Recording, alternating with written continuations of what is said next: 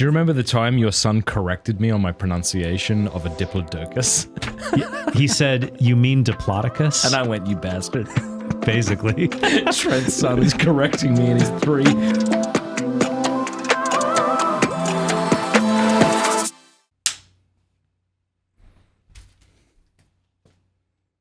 We can talk about anything, right?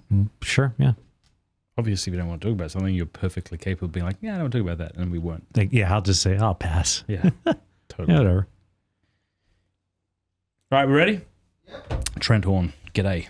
Matt Fradd. I have been so impressed with your channel. Thank you. That is a high compliment coming from someone as established as you are. It's unreal. From everything from the thumbnails to the editing is incredible. You know what helped with that was we basically didn't fire. We transferred the old guy who was doing the editing to unemployment. No. The other person who was doing the editing and the homemade thumbnails. He wasn't right for the task because that was me. Oh, okay. No. So like I was, the channel's grown in a lot of interesting ways. I just want to reach more people. I want to share the faith, defend the faith. And what started as just like a podcast in 2018, it's kind of turned into a series of 2 video essays I put out a week. And you want to reach more people on YouTube, you have to have editing. You need to have, I started scripting the episodes probably like 8 or 9 months ago. And I'm really grateful Catholic Answers has brought on a new editor to assist me. And our supporters, we wouldn't be able to do that. We got more supporters of Council of Trent, and that allowed us to bring the editor on. And you know how it is, just like you want to expand and reach more people. And I mean, it's kind of weird, right? It's like you know Wayne's World? Of course. I want to watch that again. Party on, Wayne, party on, Garth. They have this little cable access channel. They're reaching people with that. And it's kind of like with YouTube, we all have our own little cable access channel. But like now there's just this there was a day when YouTube, you could just watch fun videos of people at the zoo, and it was just people uploading like whatever. And now there's like this expectation. You have to be your own like commercial enterprise to reach a lot of people. But yeah, I want to reach a lot of people with a good message. Yeah. No, it's excellent. Whenever a new video comes out from yours, I know it's going to be worth my time. So congratulations on putting so much work into it. And you do an excellent job, obviously, writing the scripts. But whoever your editor is, and I think I know who it is, I don't want to dox him, but he's excellent. No, he's as good as they get. Yeah, I've been very happy with him. And then he's also been helping with Joe Heschmeyer's channel, Shameless Popery. Good. So not Shameless Popery, that would just be like Shameless Trivia, but Shameless Popery. He's also helping with Joe, and eventually we'd love to maybe bring on another editor, and like I said, just continue to go and reach more people. Like for me, especially because I know my show started as a podcast, and the podcast things like turn on the mic, hey guys, here's what I think about this.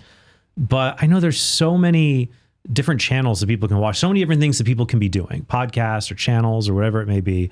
I want to be really respectful of people's time.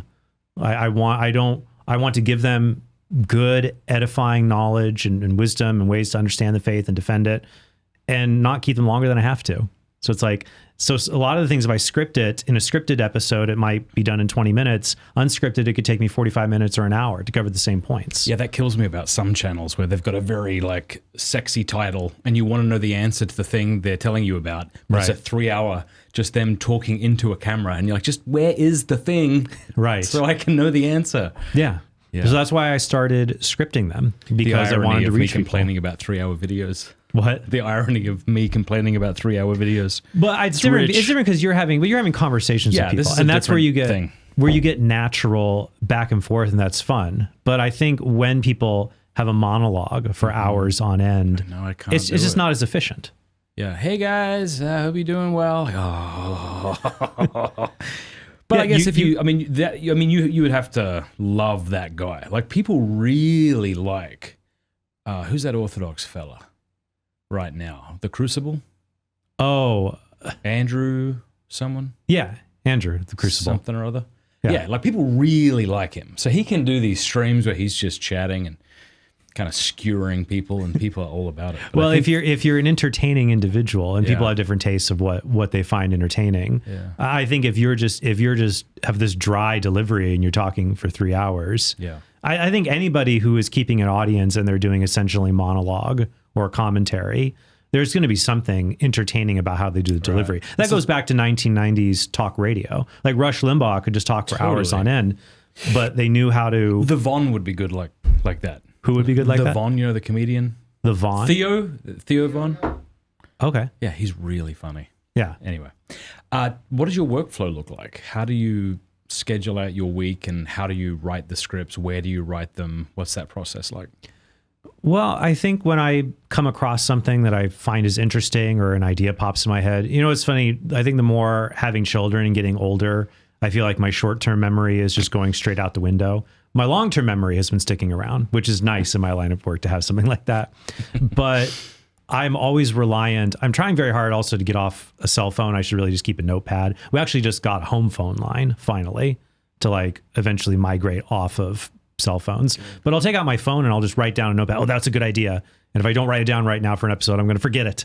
And just put it in a little folder, like, and then I'll go and just start writing. I think each episode scripted out is about 2,000 words. Mm-hmm. Do you think of them as articles, or do you approach it differently, knowing you're going to read it into the camera? I approach it differently. There's a big difference between how I might speak something in an episode. Yeah. Like the video essay format, I try very hard to write it so that you get the most out of it probably while watching it on YouTube with visuals that are overlaid.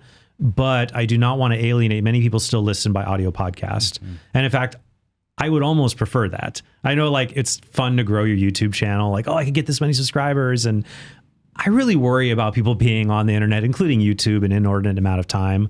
I really don't think it's actually good for people. So I'm trying to grapple with that because I make content that brings people on YouTube where I wouldn't rather have them be. But if they're going to be there, I want to give them something good that's edifying.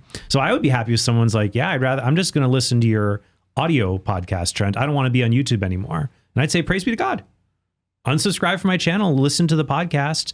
And then you're not, because when you're on YouTube, you watch and then like, oh, I'm going to watch this now. I'm going to watch that now. Now I'm going to angrily write on this comment about this. Like I would feel bad contributing to that kind of negative environment. So if someone just listens on the podcast and then they free up their time to be with their kids or wife or community or whoever it may be, that makes me happy. But I write the script so that, the podcasters are not alienated in any way. You can listen by audio. It's still the same experience. But it's like reading an article is a lot different than watching a video essay, I would say. Mm-hmm. So you're saying that you've got landlines in. So is this something new, like that you and Laura are going through, where you're realizing you need to kind of get off the teat of the smartphone, as it were? Because I've been talking about this for years. This is a constant battle in my tortured life. Yeah, in general, it's not good to be on the teat of anything, I would say. So that's something reserved for infants, I would say. So that's just me. It's something. Well, that's why I give Laura a lot of praise and credit for stepping away, really walking away from her YouTube channel. Seriously. I mean, agreed. I don't know if it'll ever come back in the future, but we've had a lot more peace in our home since she retired. But who knows? People come out of retirement all the time for a big fight or something, like boxers, this or that. But at least in the foreseeable future, we've kind of let it be, and the channel can just be a portfolio of great work. I was laying in bed with my daughters the other day, and they were begging me. This is how little they watch TV or anything, to watch Laura Horn. Oh, and I understand that some of it's not appropriate for my daughters, but we watch it discerning, anyway. We're discerning, but they just absolutely love her. They could try that in a trad town. In the trad town? Try that in a trad town. Oh, yeah, that's right, yeah. Or Dear Tay. Was that decision difficult for her? I think so, because, it's always hard when you're a stay-at-home mom to find, what's my identity? What am I doing? Like, oh, you're raising the next generation. Like, yeah, I know, but... They have naps. Yeah. And the house is clean, and I could maybe do something else. But we recognize, though, that it did create... the problem is it went from being... We just started as just like... We, in the sense that, it's Laura's idea and she's doing, and I'm doing all the technical aspects. Yeah. And it started as just like, we just send the videos to her family and friends, and they get a kick out of it. We're not trying. What's the ironic thing here with YouTube? You'll have people who will go on and they'll say, my goal is to I'm starting this business. I want to make a YouTube channel, and in 6 months, I want 100,000 subscribers. And they have this big plan. And they go, and then like in 6 months, they have like 18 subscribers. But then like Laura is just like, let's make these funny videos. This will be hilarious. And then it gets to like 10 and 20,000 subscribers really quickly. without marketing or doing anything like that, because Laura's just being her genuine funny self. And it's not just like trying to sell something. It's just her legitimate joy and humor with actual insightful observations in the Catholic world that somebody needs to say, because we're all thinking it. We're all thinking it. These different kinds of moms that go to mass or Catholic celebrities. It's funny you say that. I was in the airport today, and Avila, my daughter, was walking past me. She went, "Excuse me, excuse me, excuse me." She was taking off Laura. Like that's just part of our family now that my kids imitate your hilarious. But that's what you see at mass. Like it's being able. It's a fine line to walk of. Because there's some humor, it's not funny because it's not willing to be edgy. Yeah. Another humor where it's just too edgy and it's mean. It's mean spirited. And Laura's she always walks a fine line with that. And so we had a lot of fun, but it quickly went from being a hobby to feeling like a job, where it's like, oh, 2 weeks. It's 2 weeks. We got to get another episode out, or the algorithm will punish us, or we got to watch these comments and this or that. It's like too much. Let's focus on our domestic family, domestic church, and maybe someday in the future, if there aren't little kiddos at home and, we're in a different space, maybe we'll return to it. But and that's the same for myself. I really structure, like you said, how I structure my work week and life.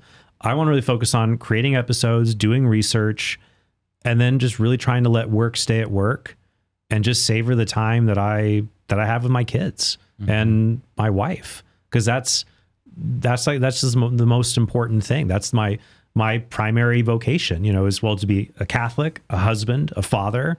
Apologist is like fourth or fifth down on the list.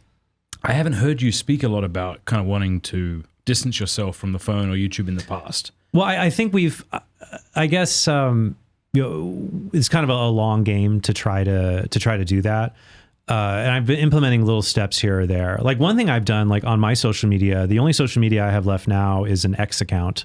Twitter, but I really rarely post on there anymore. I'll do little replies to people every now and then, and some of those get a lot of likes, and I'm just like quick replying to somebody. But I have no interest in just like posting every day and trying to get a lot of likes and shares. Build the channel, build a social media channel and voice. A lot of times, sometimes I'll see something dumb on X, right? Shocking, and I want to retweet or. Repost or post a thought that I have, and I'll write it out and I hit discard. And I'm just like, you know what? I don't want to get sucked into this today.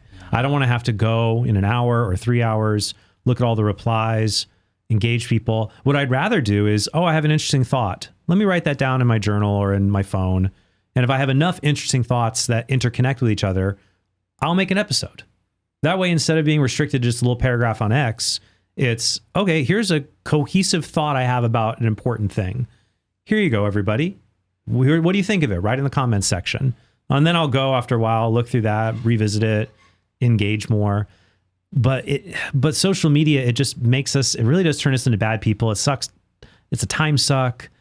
However, I'm never going to I never want to leave X, especially because there have been so many opportunities where I meet people say, I'm thinking of becoming Catholic. And I'm like, here, have my book. And then 8 months later, I get an email saying, I read your book and I'm going to go into RCIA now. Totally worth it to be on. As long as I'm there and I'm not wasting my time. Yeah, as long as you can be disciplined. Absolutely. And it's like, I don't need to post all the time. I want to just keep everything in perspective. Yeah. So, and the same with the technology of just really wanting to get away from, it's hard. If you get rid of your cell phone, I'm sure somebody's done this. Like, how much would it cost to replace everything your cell phone does? Yeah. It's like you would need a GPS unit, a calculator, a notepad, a calendar. The cost wouldn't be the annoying thing. It would be having that many devices. Would you carry it in a briefcase? Yeah. Yeah.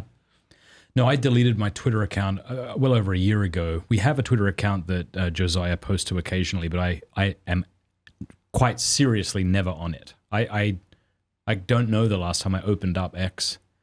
How does that feel to be just like away? Yeah, it felt excellent. When I deleted it, it was right before Musk took it over. And so when he took it over, I was like, I made a mistake. I should have stayed on, No. But no, I feel really great about it. I remember I would post things and then I'd be wondering what people would say. And it was the same with Laura's channel. A lot of the work with the channel, it wasn't like, creating the episodes. It's still a lot of work. What are people saying now? What's the next comment? Do people like it? Yeah. Does somebody not like it? You could have 99 positive comments. What do I do in response to this snarky comment? Yeah. One snarky comment ruins your day. Yeah, and it's kind of like static in your brain. You're trying to play with your kids, be with your spouse, and it's just on the back burner. It's not worth it. It's what's funny to me is that we have enough stress in our life, but a lot of the stress is self-imposed. Political podcasts, X posts, like all this mania, we willingly shovel into our lives. Yeah. I don't know why, to make our lives more dramatic, more interesting. But I think it gives a little bit. It gives a little dopamine hit. Yeah. I mean, anger gets addictive to people. Outrage. It stirs probably a hormonal chemical release in the brain, and anything like that makes you feel like a little rush of something. Yeah. That can get addictive. Now, you made a decision to kind of try to keep out of the drama. It's hard whenever you make a statement you mean like the this. church drama? Yeah. Well, any drama, right? Like I don't see you posting on political things much. Or I'm not interested. Yeah, politics, it just depresses me. The biggest thing is because I feel like there's really not much I can do about any of this. But I know a while ago you posted about, Pope Francis and green energy and how we should, but for the most part, you've made a decision to sort of stay out of that. It's always weird when you make that announcement because, there are going to be times where you think, I actually do want to comment on this, but yeah. What was that? Why did you make that decision, and has it been difficult to stick to it? It has been difficult. I mean, I think the difficult thing for me is not so much as something I want to say and I feel muzzled and I can't say it, because I still go on X a fair amount because it is helpful for me to do research to see, because in a lot of my episodes, I show a lot of clips. I talk about what's on people's minds. So I really want to reach people where they're at. So I do use social media as like surveillance, like because I can't trust mainstream media for that, and it doesn't go deep enough. But using different social media sites, I can see, what's on people's minds right now, or what's going on, and gather, learn, interact with people in that way. So I've done it in that way. But sometimes my biggest temptation is I'll see someone post something just dumb, or offensive, or illogical, and inside of me there's just like, correct him, refute that, and you get a great dunk when you do it right over it. Yeah. And it's just like, I don't have to do that. There's other people doing that. Do you remember that meme, that big fat fella pounding away at the keyboard and his wife says, come to bed, and he says, not right now. Or he says, in a minute, someone's wrong on the internet. Yeah, exactly. Every now and then, sometimes I will here or there. But I think for me, if I'm going to create things that are more long lasting, because it's also, I think it's interesting if we're going to build up our culture, build up our world, use our energies, we should put them into things that are long lasting. That's why I'll always write books. I mean, we do all this stuff on the internet. It's like, I did this YouTube video about this, and you could find it, I guess, but it's really nice to be able to say, oh yeah, here's the book I wrote on that. Yeah. And like, even in 100 years, you'll be able to find that book. In 100 years, is someone going to find that YouTube shit, that video I made? What book are you most proud of writing? Why We're Catholic. Easily. Really? Easily. Even though that's not, because I mean, you had a more, not scholarly, but perhaps more scholarly one. More in depth, the case for Catholicism. Right. But still, Why We're Catholic is the one you're most proud of. Absolutely. Because it's done the most good. I mean, the reason I write books is to help people to come to know Jesus Christ, know our Lord, know his church, be fully received into the church, in full communion with what God is, with God, and to understand what God's revealed. I want to help people build up their faith, rescue them from unbelief, or strengthen people's faiths. And that's the spiritual fruit that's why I write these books, to fill that need. If I feel like, here's an argument a Catholic really hasn't engaged a lot recently, I think this could help people. And so when I look at all the books, I'd say Why We're Catholic is the one that is most responsible for helping people return to the church, come into the faith entirely from different religions. So that book came out, I want to say around 2017. Before that book, I was amazed. Like, when I decide to write a book, I'll think, okay, is there a subject I like? I have to like it. If I don't like it, it's too much of a chore. I don't want to write. That I'm competent in writing on, and also other people haven't written on. If it's saturated, like, you don't need my voice in there. Other people have done that. And I was thinking at the time, I was like, where's, like, if someone says, I want to be Catholic, what's a book you give them? Like, what's a book I could read? And it's like the only book at the time, and I came into the church in 2002, was probably like Rome Sweet Home was probably like the number one that was recommended, which is good. And it's a great book, but it's more of a conversion story. And it's more focused on if you're a particular kind of Protestant, would mean the most to you. But where's the book you could give to an atheist, or give to a Jew or Muslim or fallen away Catholic, or, having something that's easy to read. Mm-hmm. Like, I purposely wrote Why We're Catholic at about an 8th grade reading level, because I want it to be widely. I remember once I was typing away, I used the word nonchalantly. And I didn't mean to write a big word. I was just like going through and I was like, delete, delete, delete. Yeah. As relaxed as possible. Yeah. Because it's like, I don't want to have any unnecessary obstacles. I want the most number of people. And I think that's why Mere Christianity, C.S. Lewis's book, was one of his most successful apologetic works, easily his most successful one, because it was an adapted series of addresses he gave on the radio. And they were meant for the common man, right?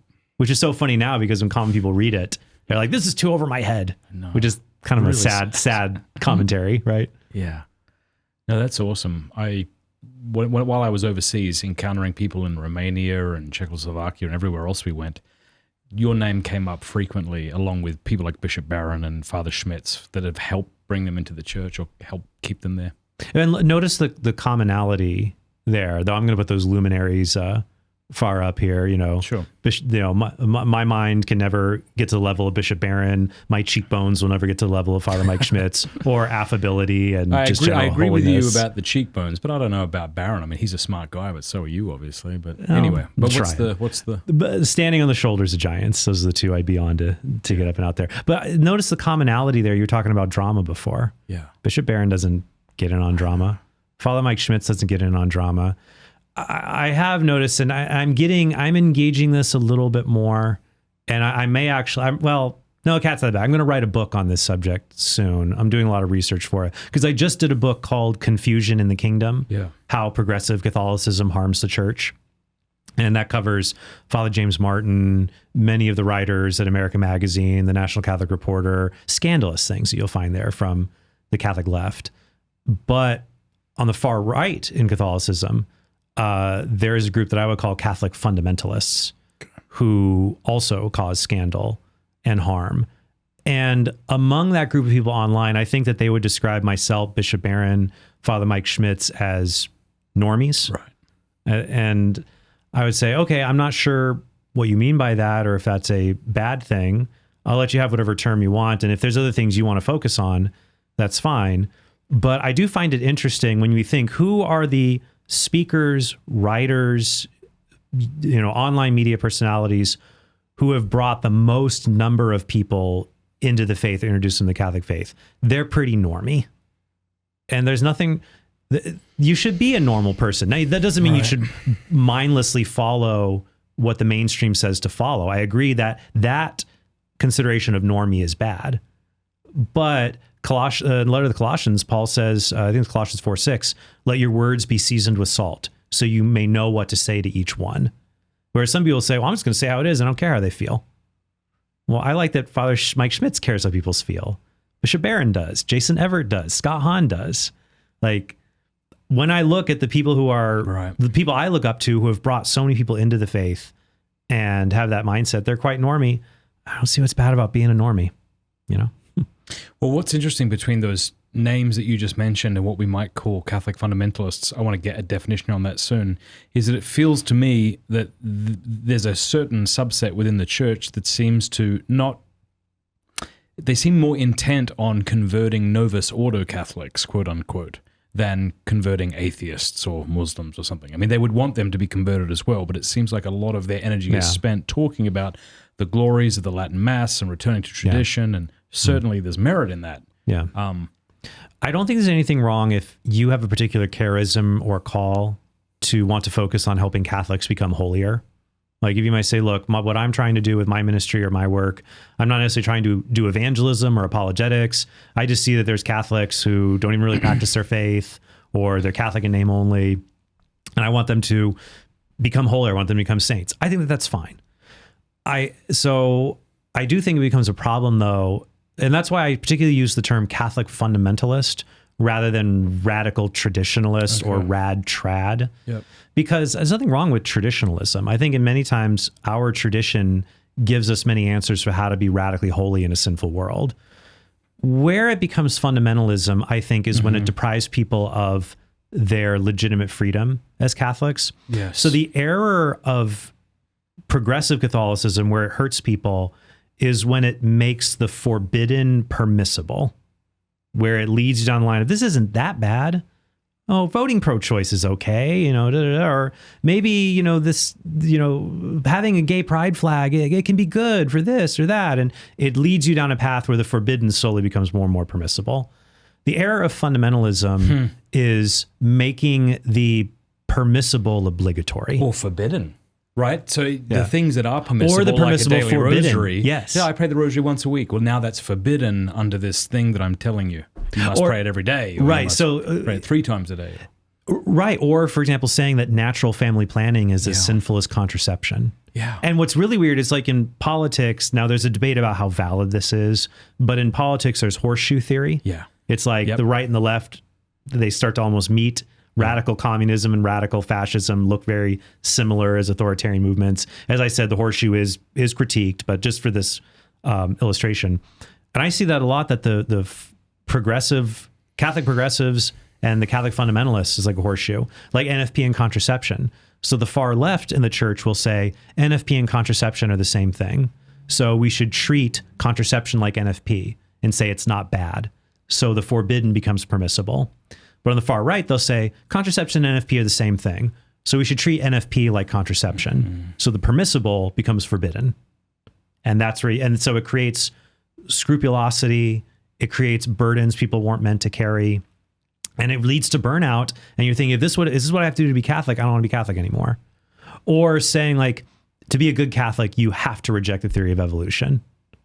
Like, it's permissible. You don't have to believe in theory. You don't have to believe the earth is round to be Catholic. I think it really helps. But then it's obligatory. Like, if you want to be a real good Catholic, you're not on the, these obligatory standards the church doesn't impose. You're not on the team if you don't pray your daily rosary. Yeah. Yeah. Who says, and what does that mean? Yeah. It's just, we don't want to create unnecessary barriers. Right. We don't want to water down the faith so people aren't pursuing holiness. We should call people to radical holiness, but allow them freedom and latitude to choose that in the different states of life and how they do that. I'm so glad we're talking about this, and I am going to force you to talk more about it, because I think a lot of people, this is like balm to people who are exhausted right now. So I'm so glad you're addressing it. So on the left... BALM. I thought you were going to say, this is da balm. Oh, yeah, no, balm. A soothing balm, yeah. So I get why people are probably motivated on the left to do what they do. Either they themselves are engaging in sinful behaviors or are accepting heretical theological doctrines, let's say, or they just wish to be more inclusive to bring people into the fold, those who can't seem to accept a particular moral teaching or a theological doctrine. It seems to me that, okay, fair enough, it might come out of a misplaced compassion. Help me understand why you think fundamentalism is so attractive today, not just within, but specifically in Catholicism. Yeah, but what is it that drives that? It would also apply to other fields. I mean, the term fundamentalism, that goes back to the 1920s. Originally, this was a Protestant enterprise. So in the late 19th century, you had form criticism coming out of Germany. So you have the biblical manuscripts, scripture. Also, in the Protestant world, this is really focused more on scripture. Something similar happened in the Catholic world in the 19th century related to tradition. Like, okay, which of the church fathers are actually legitimate? Which are forgeries? How much of antiquity can be put around this particular doctrine or devotion? So Catholics had that too, which led to the modernism crisis. Pope Pius X, condemned in the early part of the 20th century, trying to say, oh, there's not really any historical grounding for a lot of these Catholic beliefs. And Protestants are dealing with that with scripture, saying, well, Moses didn't write the Pentateuch, and here's the multiple Matthew, Mark, Luke, and John are aliases. These weren't, and not all of this comes from the apostles. And so the Protestants in the early 20th century wanted to respond to that, and there was a multi-volume work that was produced called the Fundamentals, and it was really underscoring that to be a good Christian, you have to affirm, like, the virgin birth, for example. Like, you can't just say, which was popular at the time, to say this was a legend added in Matthew and Luke because we don't find it explicitly in Paul, John, or Mark, things like that. And so the idea that if you start caving, so to speak, to different moderns, say, well, this isn't historical or that's not historical, the whole thing's going to give away. So I think there's a tension of worrying, okay, if we say this is symbolic or this is allegorical, the whole thing's going to go away. So we have to lock everything up so that that doesn't happen. But then you can go too far in the other direction. So like in Protestant fundamentalism, it can turn into some people saying, if you don't believe Genesis 1 is literal, you can't believe John 1 is literal. Like you'll have young earth creationists, people like Ken Ham, who say, if you don't defend young earth creationism, you're not really defending the gospel.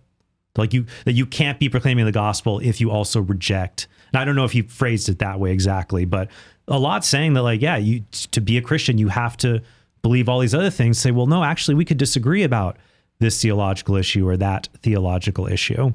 So I think this goes into some of the Catholic world as well, where the desire is, what if, saying they're trying to weaken everything and water it down. Yeah. Say, no, we are planting our flag with what the fathers have said, what previous popes have said. Yeah. But then to say, but where is the room for development of understanding of these different issues?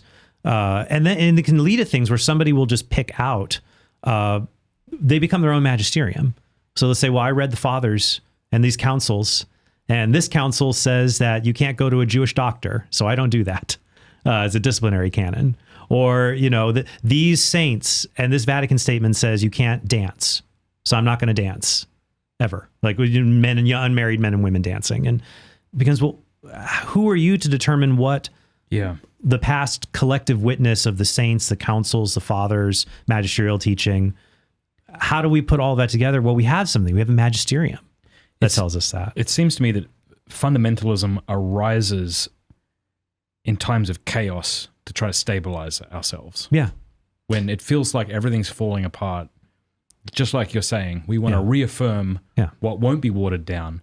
But then what happens, it seems to me, is it can be an act of maybe virtue signaling where I state the thing that I will not bend on very, very loudly. Yeah. Or I find, like you said, very niche things. And just like you have a woke spiral on the left, it's like there's some kind of fundamentalist spiral on the right. It's been called purity spiraling. Tell me, all right, so what's that? Yes, so you will find people who identify as more traditionalist. They wouldn't call themselves fundamentalist. But I think you have some Catholics who identify as traditionalist. And I've noticed like a kind of an arms race of saying, no, I am faithful to the tradition. And then I'm even more faithful than that guy who says he's faithful to the tradition. This guy says, then they'll argue about, this guy says he's faithful to the tradition, but he allows certain sexual behavior between husbands and wives that is obviously immoral. You can't do anything like that. And then another guy will say, oh, I'm going to go even further than him. Yeah. You can't even kiss until you're married. Yeah. And here's a pope who said no kissing until marriage. And, and treating, I guess the difference here is that, and the progressives will treat everything that's been said in the past as just a fallible suggestion. And a fundamentalist will treat anything said in the past in a Catholic context as being an infallible proclamation. When you have to understand that what the church teaches comes in varying levels of authority across time. That doctrine develops as we gain a clearer understanding of it. Then we might have a clear pronouncement, like an infallible teaching of it, or an understanding that what was commonly believed at one point may now be understood to be one theological opinion among many, like the doctrine of limbo, for example, the common teaching in the medieval church. But the International Theological Commission did a study of that, and now the church's stance on it seems to be this is a theological opinion, what you are permitted to believe, but not obliged to. You can also believe that God in his infinite wisdom, mercy, and power can give salvation to anyone, even an unbaptized infant. So but then the fundamentalists will say that permissible belief, no, it's forbidden. Actually, you can't really believe that. Well, I'm going to go with what the magisterium says. The living magisterium, by the way. What does that mean? The bishops in union with the Pope. You and I are alive now. We listen to the bishops, the teaching of the bishops and the Pope alive today. But I think what's difficult is a lot of the confusion seems to be coming from the magisterium. Yeah. And so I think at that point, it's like, can you really blame people for verging into fundamentalism when a lot of the confusion is coming from the top down? And then you'll even have people within the Catholic space who seem to kind of blame everybody else for misunderstanding the Pope, or blaming everybody else for thinking the Pope's confusing. Yeah. And then we just we don't know enough. We haven't been trained theologically. Yeah. We don't know a lot about church history. And so we're just trying to do the best we can. So, in one sense, I'm really sympathetic to people who are verging into fundamentalism. But I certainly see how it just winds people up and makes them unhappy. Right. Yeah. Well, I think that there is a fine line to walk between Pope bashing and Pope splaining. And sometimes it can be hard to make the difference there. That's why I have, weighed in on both sides of this, where I said, hey, the Pope didn't say this. That's a complete misinterpretation. That is not a fair interpretation of what he's done.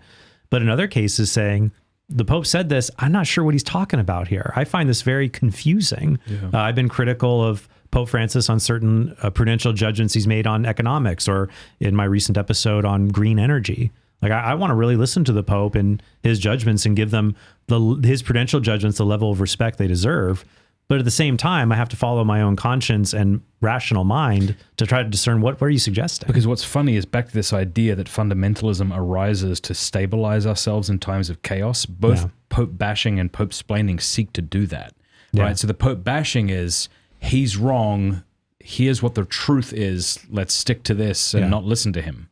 Or he might not even be the Pope. That's sort of attempts to stabilize us. Well, I think also... But then on the Pope splaining, you have the same thing happening. Where it's like, there's nothing wrong. Yeah. And you shouldn't feel destabilized. Yeah. And it's only the trads or whoever who are making you feel that way. Yeah, no, you should be honest that life is just messy. And so the way we understand the world, different evidences and ways of understanding things are going to be messy in some cases. Not always messy. Sometimes it's actually quite clear. And we just need to recognize that. But see, this is why a lot of people became Catholic, Trent. They thought that it would no longer be messy. And that's what we told them.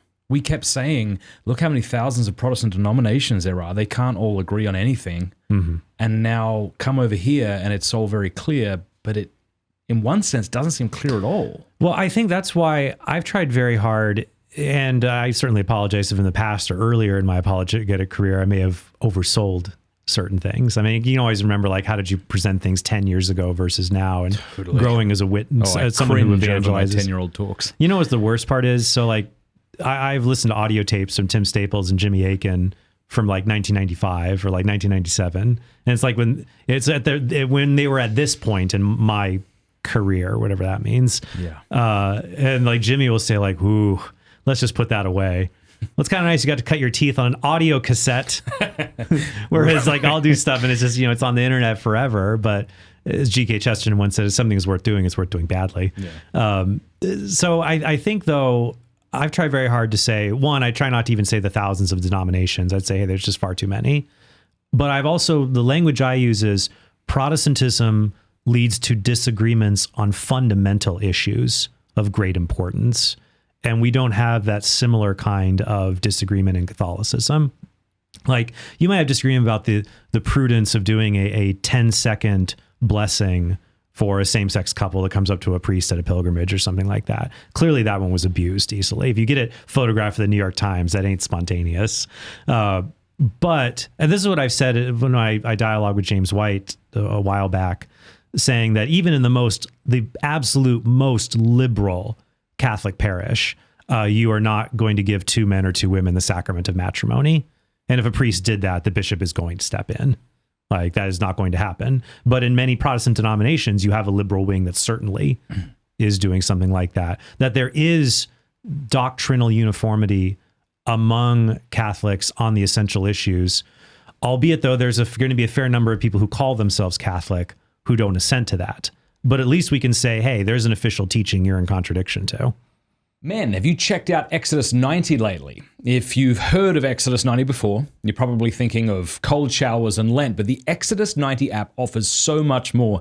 It's the #1 freedom app to help you become the man you were created to be.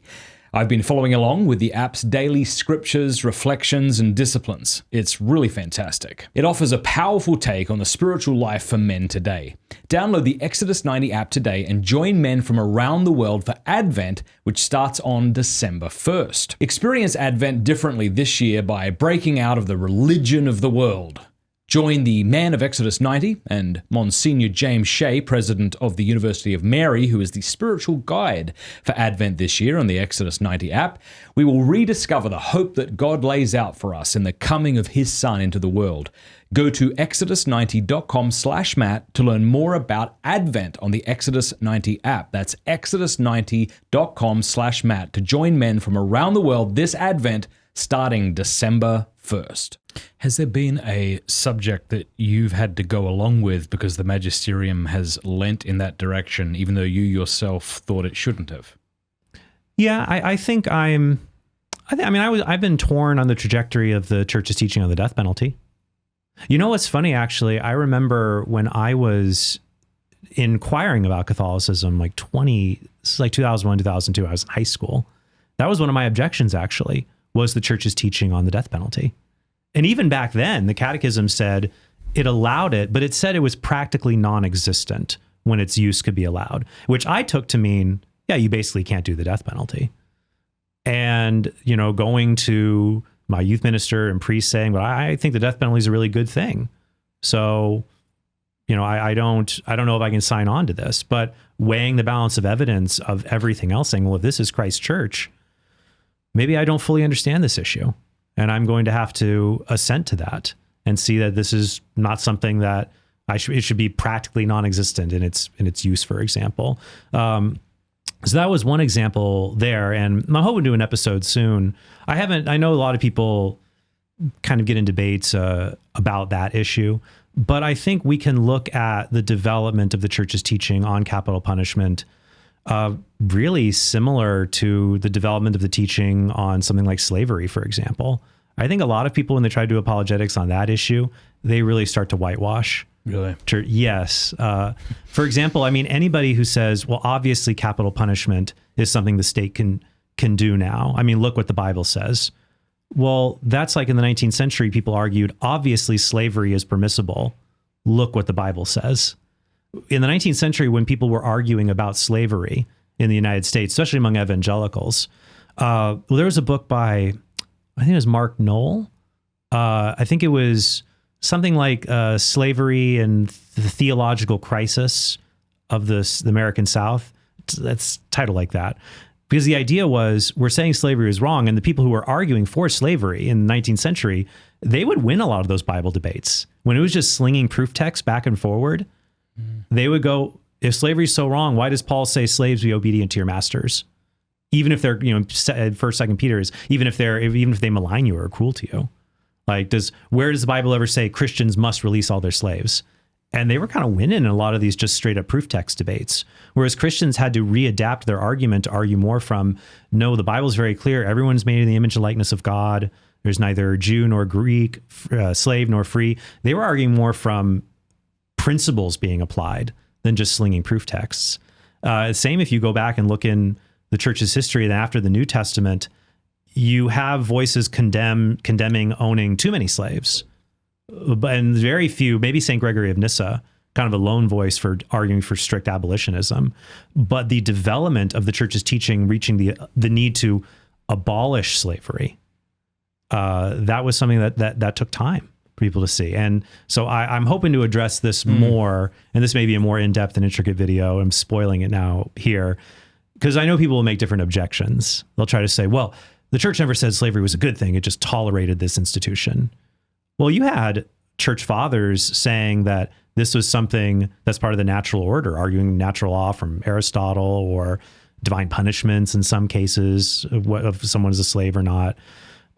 It gets a bit messy. Now, I do think, though, and I did a debate recently on slavery, biblical slavery. It was actually kind of fun. It was a tag team, Gavin Ortland and I versus two atheists. So super fun. It's like, maybe like the two adversaries in a comic book, just like pair up. I think we're going to need each other for this one.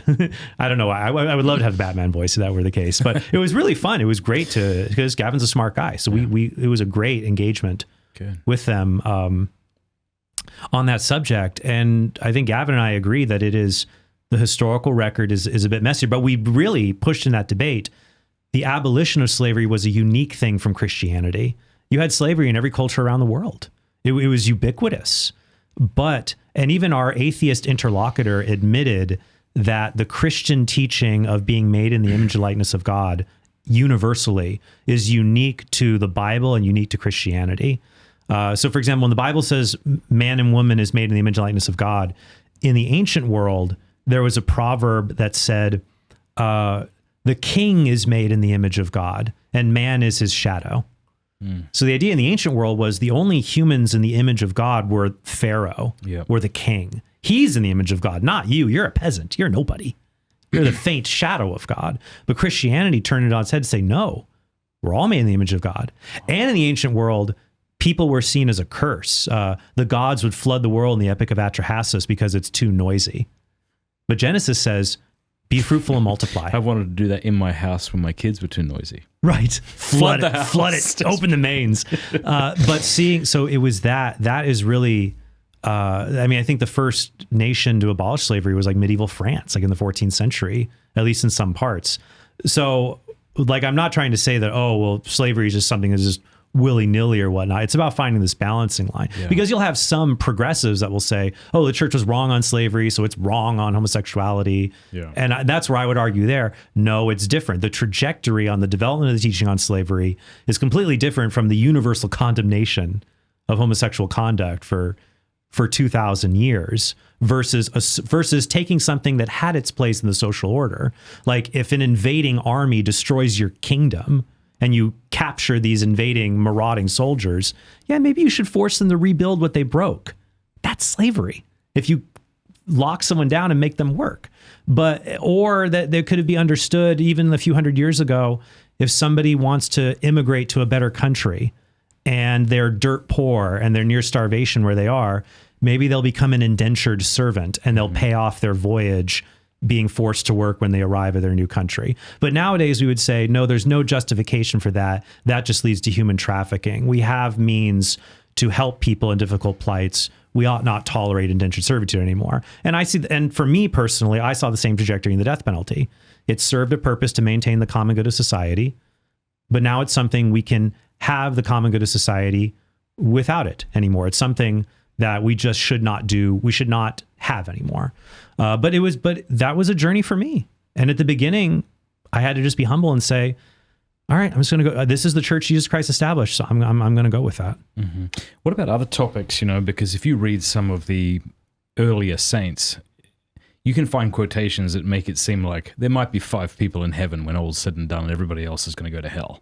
Yeah. But if you look at Pope Benedict, John Paul II, and I'm sure Francis, they seem a lot more sanguine about the numbers that will be in heaven. Yeah. How do we know to listen to them as the trajectory might change somewhat? And how do we discern whether maybe these 3 popes have just misunderstood the scriptures and the next pope will reverse that? And then how are we not just in the same place as our Protestant friends? Well, I think we have to understand like the number of those who are saved, for example. You'd have to ask the question. And I think when it comes to understanding what any church teaching is, we have to understand it's a deeper subject. That's why I'm really grateful my colleague Jimmy Akin wrote the book Teaching with Authority. So understand, what are we to believe? Well, Jimmy would say that different teachings are expressed at different levels of authority. And a teaching might rise in authority over time, like it's something that's commonly believed and then gets infallibly defined. Yeah. Or it's commonly believed, but then the church begins to see, this is not an essential element of the faith. Like there's a difference between teaching no salvation outside the church when you think the only people that exist are the faithful and the obstinate heretics who know otherwise and reject. And then in the age of exploration in the 16th century, 15th century, and it's going to the 16th, there's a whole continent of people that never heard of Jesus. That kind of upsets the apple cart and is new data for us to consider here. They're certainly not, they're not the faithful, but they're not obstinate heretics either. What do we do with that? And there you see an expression of a greater optimism for salvation. That's not just something that came about with John Paul II. That goes back to cardinals in the 16th, 17th century, popes during that time period. So I think that the number of people who are saved or not, has this been infallibly defined? No. It's a matter somewhat of theological speculation. Right. So you could even personally have a personal feeling, I don't think many people are going to make it. And that'd be within your purview to hold that. Now, you'd be going a step too far if you bind other people and they have to believe that. But I think it's also helpful for us to say, there's going to be things that are matters of theological controversy. Maybe I personally disagree on that matter, but if it's a theological opinion, I might express my disagreement. If it is taught, and I'd have to go through the data to see if the number of saved is taught as part of the ordinary magisterium. I'm not sure that it really is. I think that would probably be another theological opinion, because if it's taught as part of the ordinary magisterium, it would require religious assent. So at the bare minimum there, you cannot publicly protest it, and you couldn't engage in like an act that's prohibited. So for example, like the teaching on IVF, that's not infallibly defined. It just came out a few decades ago, right? Right. So you might struggle with that teaching. So at the bare minimum, don't protest it and don't get IVF. And you're still faithful to the church. In contrast to something that has been defined as dogma, infallibly defined to be divinely revealed. You better get your gear in order if you think that Christ isn't truly present in the Eucharist, it's merely a symbol, or Jesus isn't truly God, or rejecting something like that can have grave consequences for your soul. And that's why I think it's important when somebody, once again, there is the left and the right. You can't, if you say everything's up for grabs, you risk people failing to believe what they ought to believe or doing forbidden things and going to hell for that. But on the other side, if you say, no, you've got to believe all this stuff, even stuff the church doesn't require, well, that can lead to scrupulosity, scandal, burnout, and just walking away saying, this Catholic faith's ridiculous. I'm not going to hold to it anymore. When saying, what you walked away from was not the Catholic faith. It was a fundamentalist misconception of it bound up with scruples or pet theological doctrines that if they want to believe that, that's fine, but you are not bound to have to believe that. So it's always the golden mean. What you just said about IVF is going to scandalize people who heard you say it fleetingly. Yeah. So maybe explicate that a bit. Right. So we have to understand that the teaching, assent of the mind and will. So you are obliged to believe these teachings, but the question is, when are you like in a state of sin, for example? I see. So if you you should. It's not like I am not saying, oh, you don't have to believe this. No, if the church teaches something, you are like bound to believe it. IVF is evil. Yeah, you are bound to believe it. You should receive that teaching. Right. What I was saying at a bare minimum was, what do I do to stay out of grave sin? What do I do to stay out of a state of grave sin? So for teachings that require the religious assent of mind and will, these ordinary teachings, another theological example might be, does God immediately create the soul? Or does our soul come from our parents? There's some theologians that argued for the latter. The Catechism says God immediately creates the soul, but that's not an infallibly defined teaching, for example. But it's something we should receive because the church teaches it. Now, with IVF, am I in a state of sin? If like I personally grapple with it and I just can't see how that's wrong? No, you wouldn't be in a state of sin if you just can't see how that's wrong. You don't hold to that belief and you're grappling with it. As long as you don't go get IVF and you don't publicly tell other people that it's okay. There's only a subset of teachings where if you don't hold to the teaching, you are in a state of sin because you are a heretic. For example, to be a heretic means that you deny. It is and this is another problem, is people will post-baptismal. Yeah, well, not just that. People will call anything heresy, even a theological opinion they disagree with. Heresy is the obstinate, post-baptismal refusal to believe that which must be believed with divine and Catholic faith. There's a lot there, isn't there? Yeah, it's a thick statement. Yeah, so it's not good to throw around the word heretic. It's like throwing around the word murderer. Yeah. Make sure you have the evidence to back up that you can meet all the stipulations there. So the particular dogmas that you must believe, if you don't accept those dogmas, they're a particular subset of the church's overall teaching, which you're still obliged to receive. And that's why if there are teachings of the ordinary magisterium that theologians, I think Donum Veritatis talks about this, that theologians have a forum to approach the church, maybe in a theological journal, for example, to say, I find this to be problematic with this ordinary teaching. How can we explore this particular matter more? There's another way of understanding it that might make it more understandable. Is there an element to it that's actually extraneous that we don't need? to have to fully understand the teaching. And there's a forum for theologians to do that. There's no forum for theologians to say, I don't think Christ is actually divine. No, sorry, we're not debating that. That's been brought to an end. De fine. Defined. De fine means brought to end. It's finalized. It's done. We're done debating that. Let's move on to something else then. So it's important, but for the layperson, you're not the theologian cowboy going out challenging the church. I would say be receptive, pray, and focus on personal holiness and ask God to help you if there are church teachings that you're really grappling with. All right, so now I hear what you're saying, that if you're grappling with something that's part of the ordinary magisterium, you can't seem to accept it, but at the same time, you're not rejecting it. Yeah. And you're saying that's not a sin necessarily, but isn't that true of anything, even those truths that have been defined dogmatically? Like, is it a sin if someone says, I see that the church teaches that Mary was assumed into heaven. I'm really having a trouble accepting that. Surely that. Well, I think there's a difference there. Cardinal Henry Newman would say that 10,000 difficulties don't make a single doubt. So I think that some people, it goes beyond grappling to say, personally, I can't see this. Like, personally, I'm not able to accept that. Now, does that lead you into sin is the question. Does it lead you into grave sin, especially? That's where I would say that at the bare minimum, with like a dogma of the faith, a person would have to say, well, I'm going to make a decision of the will. Yes, Christ is truly present in the Eucharist. It's not merely a symbol. I have a hard time really understanding how that is, but I'm just going to believe that even though I can't even explain to you how it is. Yeah. I just know that is. I'm just going to say, yeah, that is the case. Want me to explain it? I really can't. I'm trying to figure out what the distinction is between non-sinful grappling and sinful grappling, because in both instances, you're not accepting something, right? Yeah, I think there's gonna be, this might almost be like a fallacy of the beard too, right? Yeah, right. It's like, when does stubble become a beard? Like when do doubts become rejection? Yeah, okay. And so I think it's gonna be hard for us to find that line of like when a good-natured challenge of how do I understand this, but I accept it. Yeah. Or I'm really lost on this, then becomes, no, I don't accept this. It's like you're not even grappling anymore. It's like the ball's at your feet. You're just like, yeah.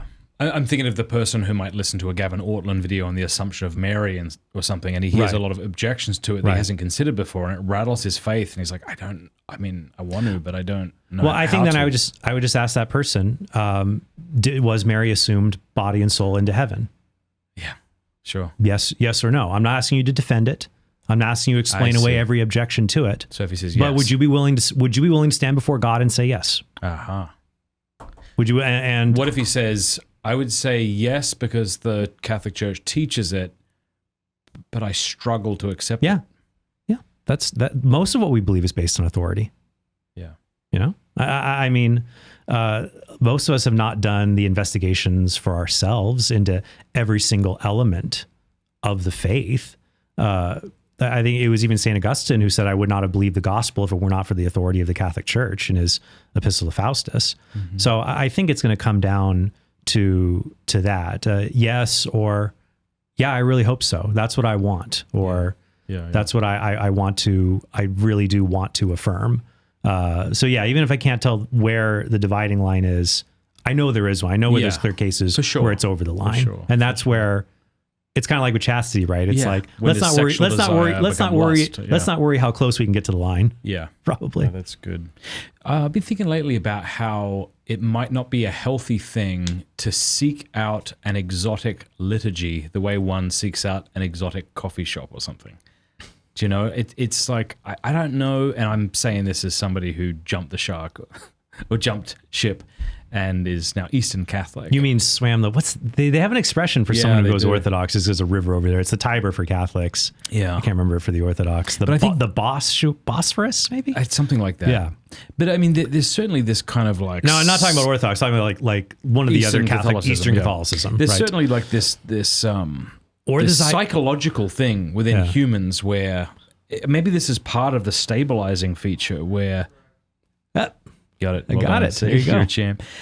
Where we're afraid, and we then kind of flee the normies at our parish that that occasionally busts out that godforsaken guitar, and we try to find we try to find increasingly niche places to worship. And I see this a lot, right? I mean, you think of the journey of someone who's like the charismatic Catholic who gets over that and then kind of disparages that and sees a lot of the errors in that, and then goes to like a regular Novus Ordo, but then gets sick of the life teen stuff, which we had in the 90s, right? And then goes to a Novus Ordo parish that doesn't have it. Our God is an awesome God, and then reigns. He goes to the trad church, and then he goes to orthodoxy. But I bet you within 5 minutes from now, you are going to see people getting kind of tired of orthodoxy, and so now we're going Coptic, right? And then we're going to like the nichest thing we can find. Ethiopic Tawahedo orthodoxy. Do you understand what I'm trying to say? Yeah, you're smarter than me. Tell me what I'm trying to say. I see what you're saying. If someone is seeking, well, it's not just someone. I just feel like this is like this. Or there's people. There's this thing within the church where we are doing that. People are doing that. Yeah. Like in droves, we're doing that. Like we're leaving places to find we're not always wrong to do that either. Like I wouldn't want to stay in a parish with a sloppy homily and terrible music with my children here. Like I want them to have an experience of the sacred. I know that what I'm saying is accurate. I'm just not good at saying it. I can't seem to articulate it well. No, I see what you're saying. At least as a phenomena of observing, there's a desire. Like how many people who have just left Catholicism for orthodoxy because they had great curb appeal on YouTube are going to get kind of tired of that and then go even niche into something that they've decided is now the real church until that doesn't do it for them anymore, and they just end up in their garage with a priest who celebrates Holy Mass or liturgy. Yeah, or you end up at a monastery where you and 6 other people are the only true members of the church left on the earth. Exactly. Yeah. Meanwhile, you got people that I know and who are just like salt of the earth people who go to their little Novus Ordo every day, and they're faithful to their daily rosary, and they say their prayers, and they love their wife, and they're speeding into the kingdom of heaven, while the rest of us are like involved in this search for the exotic. Yeah, I think a common theme of what I've been sharing with you in our chat is finding that golden mean between the two extremes. So I think there's an extreme between having reverence for liturgy and a desire for faithful, authentic worship of God, and a kind of liturgical snobbiness. Of looking down on there's some people would look down on a very maybe a rural or cultural expression of the Novus Ordo that's a little cheesy. Like I remember when I visited a friend who was on mission work in Argentina actually many years ago, and while I was there I had a free day, and so I wanted to go to Tierra Santa. It is Tierra Santa. In San Diego? No. Oh, I'm thinking of. Isn't that a suburb of San Diego, Tierra Sancta? Sancta? Might be Santa. Anyway, well, no, down in I'm talking about in Buenos Aires, Argentina. I missed that. Continue. Yeah, so in Buenos Aires, Argentina, there is at least when I was there, as many years ago, there was a religious theme park called Tierra Santa, Holy Land. Yeah. And it's basically a recreation of it's like a first century village, and it's a Christian theme park. And the main attraction is this. You told me this. This giant, like 60-foot statue of Jesus that comes out of a mountain like every hour, blinks its eyes, and like looks around. And like I'm sitting there watching this, and I'm trying so hard not to bust up laughing. But like I look around, and the people there, they're just legit like, this is beautiful. And they just go about their day and like, oh, that's really great to see. And it's because I'm just an awful American with a cynical. memed sense of humor that if anything, like always having to see things as cringy or cheesy, full of myself.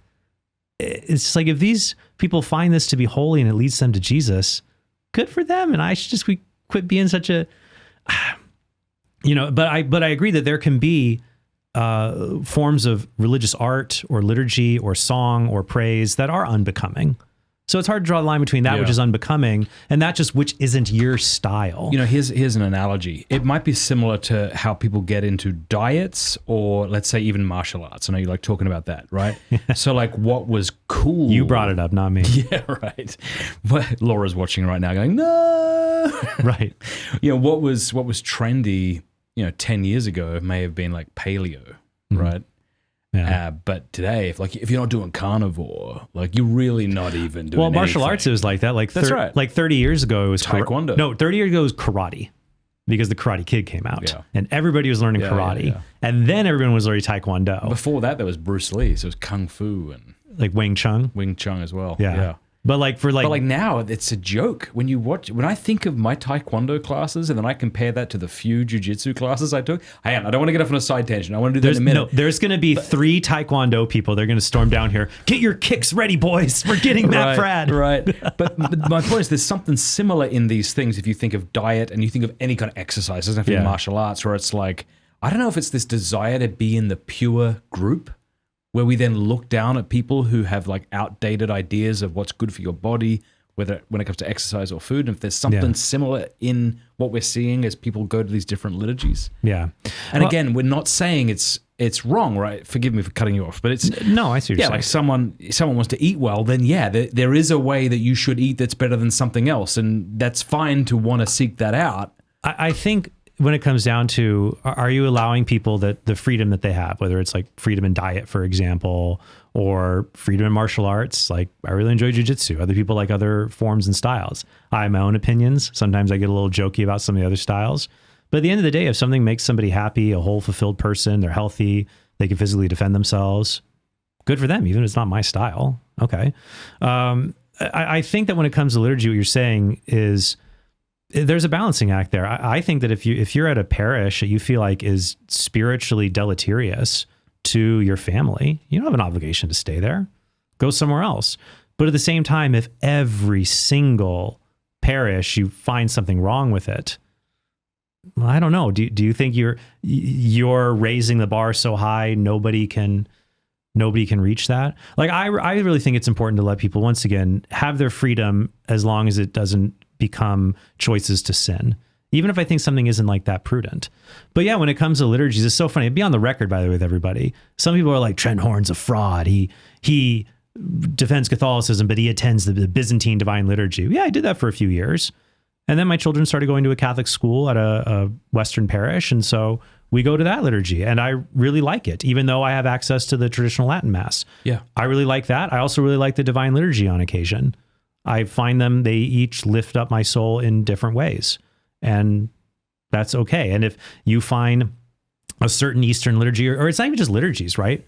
It could be devotions, right? Yeah. You could have a very Ignatian, like maybe you have an Ignatian spirituality. Oh. Maybe you have a Dominican spirituality. Maybe you follow more the way of Saint Therese of Lisieux, or you St. John of the Cross, or there's different. Or you go through seasons where different things are helpful at different times. Yeah. So I think as long as you are well balanced, talk to a spiritual director and make sure you're seeking things all in their proper order, and you're not a slave to like trying to. It's kind of like when some women, right, like they have a hard time finding a guy to marry, and it's like, well, he just didn't have the spark. I'm like, do you think maybe being misled by this spark? Like, it's just, this is a really nice. I hear laughter. I hear laughter in the peanut gallery there. Here's someone who's mature, holy, is a good person, not a bore. Hey, give him another chance. Maybe sparks will come and go, Preach. There you go. Yeah. And you could say something similar with even liturgical and devotional preferences. Yeah. And find the beauty. Like maybe you're going to be a Catholic in a place where it's a little cheesy. But like when I was at Tierra Santa, I'm like, this is kind of cheesy. But also like, praise be to you, God. Look at all these people here who love you. And they're just people who are living lives that are much more difficult than mine. I mean, I spent a few weeks, like a week there in like the Vija Jardin, like the ghettoest part of the garden village. It doesn't smell like a garden. Let me tell you that. Let me tell you that. Right but the holiest people worshiping in the most basic ways. Yeah. And I don't know. I grew up in the Southwest, and Laura feels the same way. Like, the guitar mass and the orange, The orange with the, there was an orange with little like rocks inside. So it would go, Okay. It's kind of like, oh goodness. But at the same time, it's like, but to see if someone is truly, if it is an expression of a true love for God and not like liturgical dance where I can see like, it seems like a lot of this is about drawing attention to you. That's what makes me roll my eyes into the back of my head. But if it's something where the person is within the appropriate liturgical rubrics, and this is just how they are expressing a really authentic love for God, and it's within the rubrics, within the rules, I want to say, that's good. I want to lift that up, even if it's not my cup of tea, Right. and find the good in that. That's really helpful. Has there been a time during your apologetics career, to use that word loosely, where you've encountered something that's made you kind of question Catholicism? Maybe you made the wrong choice back in high school. Maybe it was, and now you're stuck here and you've got this kind of fidelity to Catholicism. You get a paycheck from being the Catholic Answers guy. Yeah. Are you afraid sometimes that you're not being as objective as you could be? And that if you were really objective, you'd finally end up Orthodox or Calvinist or something else? Like, have you ever done that kind of deep search where you're like, am I defending this to defend it, or do I really believe it? Well, I think that I'm always concerned about trying to be objective about evidences, and nobody's truly objective. Everybody has a bias. Even if you try to admit your biases, there's still a bias when you try to do that. I can't think of anything that was ever a crisis. I think, though, in my journey, I might have noticed that maybe an argument I found compelling early on that led me to a certain truth, I now no longer find that argument compelling. And now it's like, oh, that wasn't a very good argument. But in its place, I found other reasons that are better. Or I don't actually need that particular data point to have my faith or something like that. So sometimes I have to reassess things in that way. But I think, I try really hard just to do what I think is right. I mean, during my conversion experience, I had many non-Catholic, non-Christian friends. My family's not Catholic.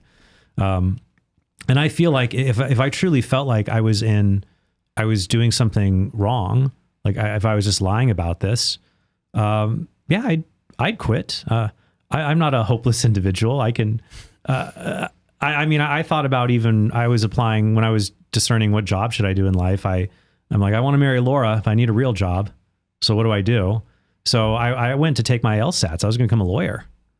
And I signed up, and the day before the LSAT exam, I canceled the test because I read a blog on being a lawyer. It's called, I think, the $100,000 Gamble. And they said, if you're becoming a lawyer only because people told you you'd be a good lawyer, you're going to be miserable.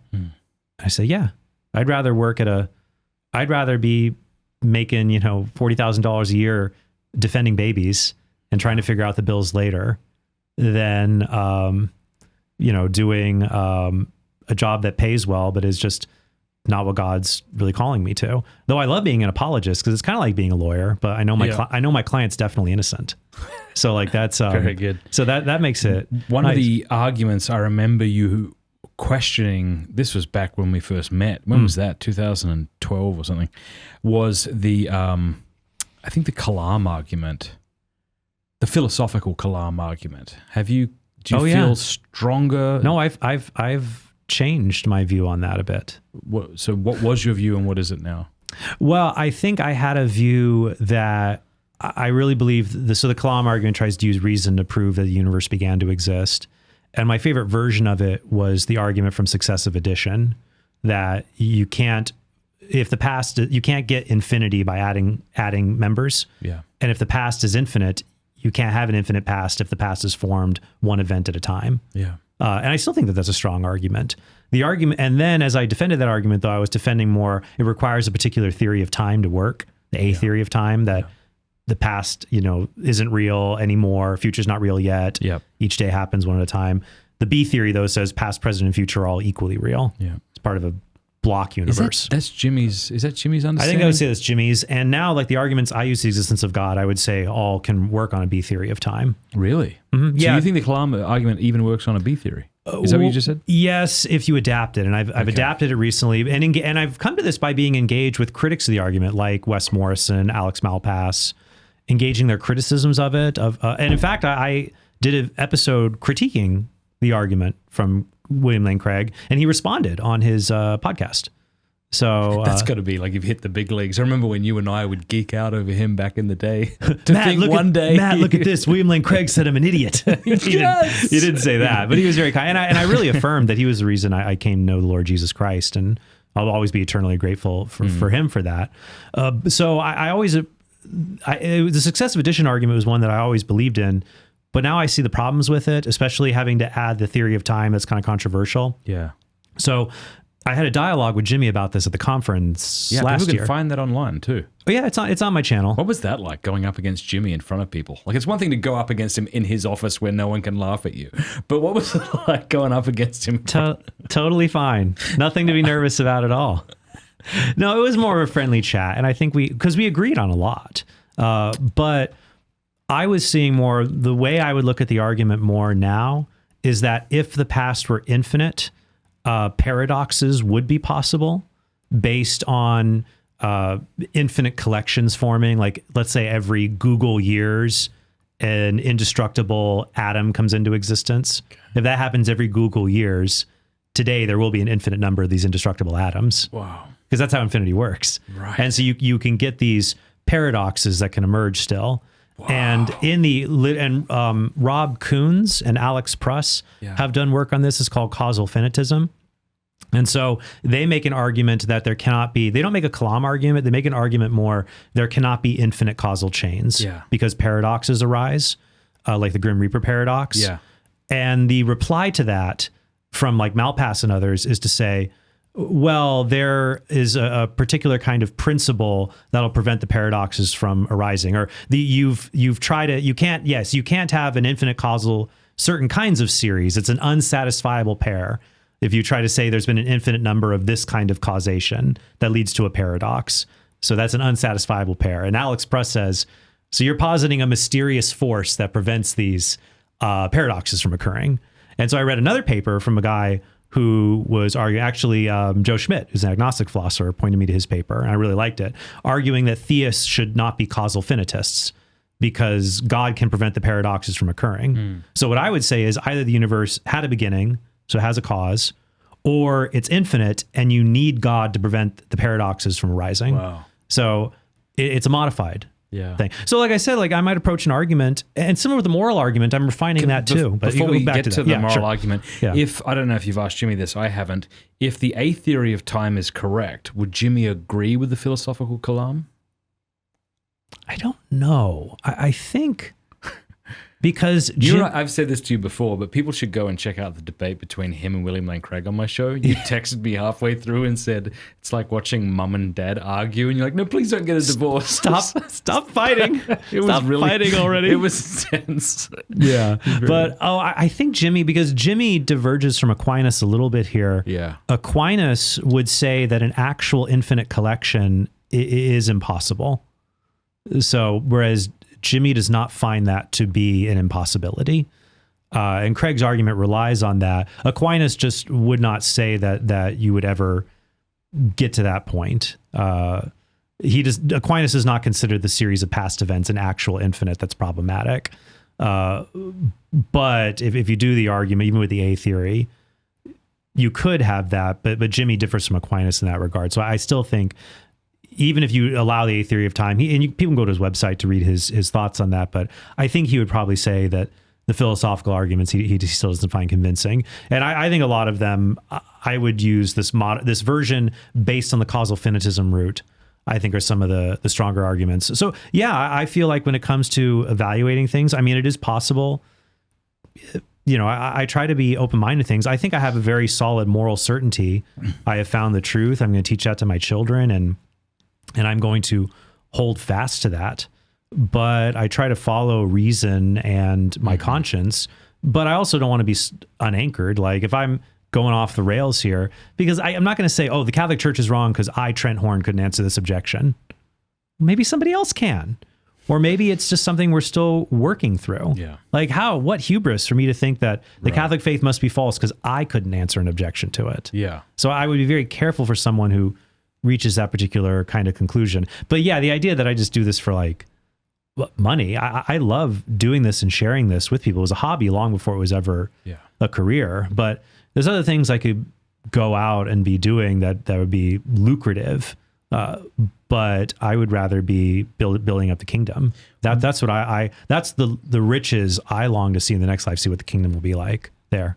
What were you going to say about the moral argument? Oh yeah, just narrowing. I think maybe on other aspects of morality, like not necessarily even objective moral laws, but moral responsibility, free will, moral obligation. C. Stephen Evans has a book on moral obligation. David Badgett and Jerry Walls, Truth, Meaning, and Cosmos. I think they do some books on moral argument. I think refining these arguments, that's why actually I am planning to do another book approaching atheism. It might actually replace Answering Atheism. I don't think Answering Atheism is a bad book. I learned a lot writing 11 books after that. Yeah. And studying atheism more for 10 years. So I think the arguments can be further refined. And that's what happens in the course of thinking about philosophy and theology, right? You have something. Oh, we could actually make it a little better if you add this or add that. And we're always kind of refining things. I want to tell you about Hallow, which is the #1 downloaded prayer app in the world. It's outstanding. Hallow.com/Matt Fradd. Sign up over there right now and you will get the first 3 months for free. That's like a lot of time. You can decide whether it's useful to you or not, whether it's helpful. If you don't like it, you can always quit. Hallow.com/Matt Fradd. I use it. My family uses it. It's fantastic. There are over 10,000 audio guided prayers, meditations, and music, including my lo-fi. Hallow has been downloaded over 15 million times in 150 different countries. It helps you pray, helps you meditate, helps you sleep better. It helps you build a daily routine and a habit of prayer. There's honestly so much excellent stuff on this app that it's difficult to get through it all. Just go check it out. Hallow.com/Matt Fradd. The link is in the description below. It even has an entire section for kids. So if you're a parent, you could play little Bible stories to them at night. It'll help them pray. Fantastic. Hallow.com/Matt Fradd. Did you see Alex O'Connor's, Peterson's interview with Alex O'Connor? Yes, I did see some of that. I commented on an episode I did where I talked about political Christianity and how Peterson articulates some of it that I find a little frustrating. I wish I could go back and interview Peterson. Really? I would do it very differently. First of all, I wouldn't have let him get into a 20-minute rage about global warming at the beginning. F you, buddy! I don't know how it took this turn. I think the difference between Alex did a great job. I emailed him and said, well done. Yeah. The difference, though, I think, Alex was being invited to talk to Peterson. Yeah, it's a little different. It's different when, Peterson's my guest, and I gotta, try to let him know I'm a friend. I'm not here to be, unnecessarily critical of you. Yeah, but he brought Alex into his den, so Alex can push back. Right, yeah. Yeah. But I thought Alex did an excellent job. I mean, he got Peterson to essentially admit that Christ probably rose from the dead. That's huge. Yeah. But I think it was difficult, and that's where I showed in my episode other parts where trying to get him to say, what do you mean? You've studied the Exodus more than anybody else. Did it happen? Right. And even I might qualify things. I wouldn't say the Exodus involved millions of people. O'Connor presses him on that as well. Did you see that? But I don't remember there being a clear answer to that like he gave for the resurrection. Yeah. Well, I think for me, when I said to him, what's been really fun over the last few weeks is to see Peterson in my comment section responding to people. What's he saying, Josiah? He's it's so many comments try harder. He's on a bender. Don't read the comments, Peterson. It's not worth it. This is why I got off social media, to circle back we had at the beginning. I don't want to spend my time doing that. No. Well, I mean, when I said to him best argument for atheism, and he said what did he say? It's a stupid question. It's an invalid chess move. Yeah. But that made me think, okay, so I still don't know what you mean by God then. Because if I thought God was synonymous with what everyone takes to mean by existence, right? Mm-hmm. Just the bare basic, what we mean by existence, things exist or something. Yeah. Then to say, what's the best argument for atheism would be to say, what's the best argument against anything existing? Well, yeah, that's a stupid question. But so is that what you mean by God? I wish we had begun on the God question, because I feel what's that? Do you want to read them? I mean, if they're easy to look up. I've got them. Okay, sure. All right.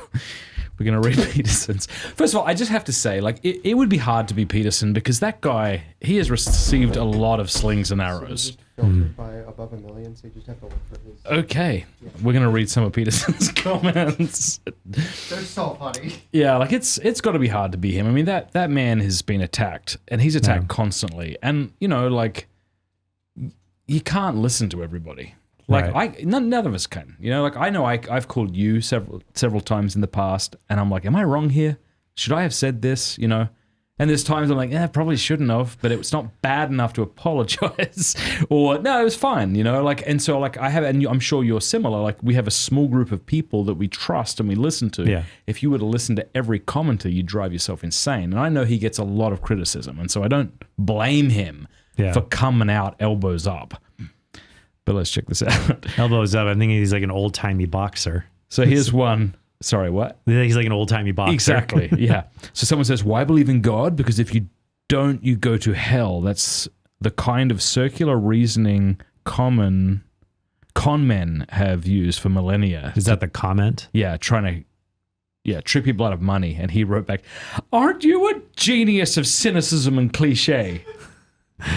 I love how you have to do a 3/4 turn when you do Peterson. Aren't you? All right, here's another one. Jordan. So here's the original comment. Jordan seems to have a chip on his shoulder these days. Maybe he's going through something. That said, he obviously believes in God. I wish he would man up and say it instead of dancing around the truth. He himself said the worst thing you can say is lie to yourself. Peterson writes back, aren't you? I love that so many of these are aren't you. Aren't you the derisive and morally superior towering intellect?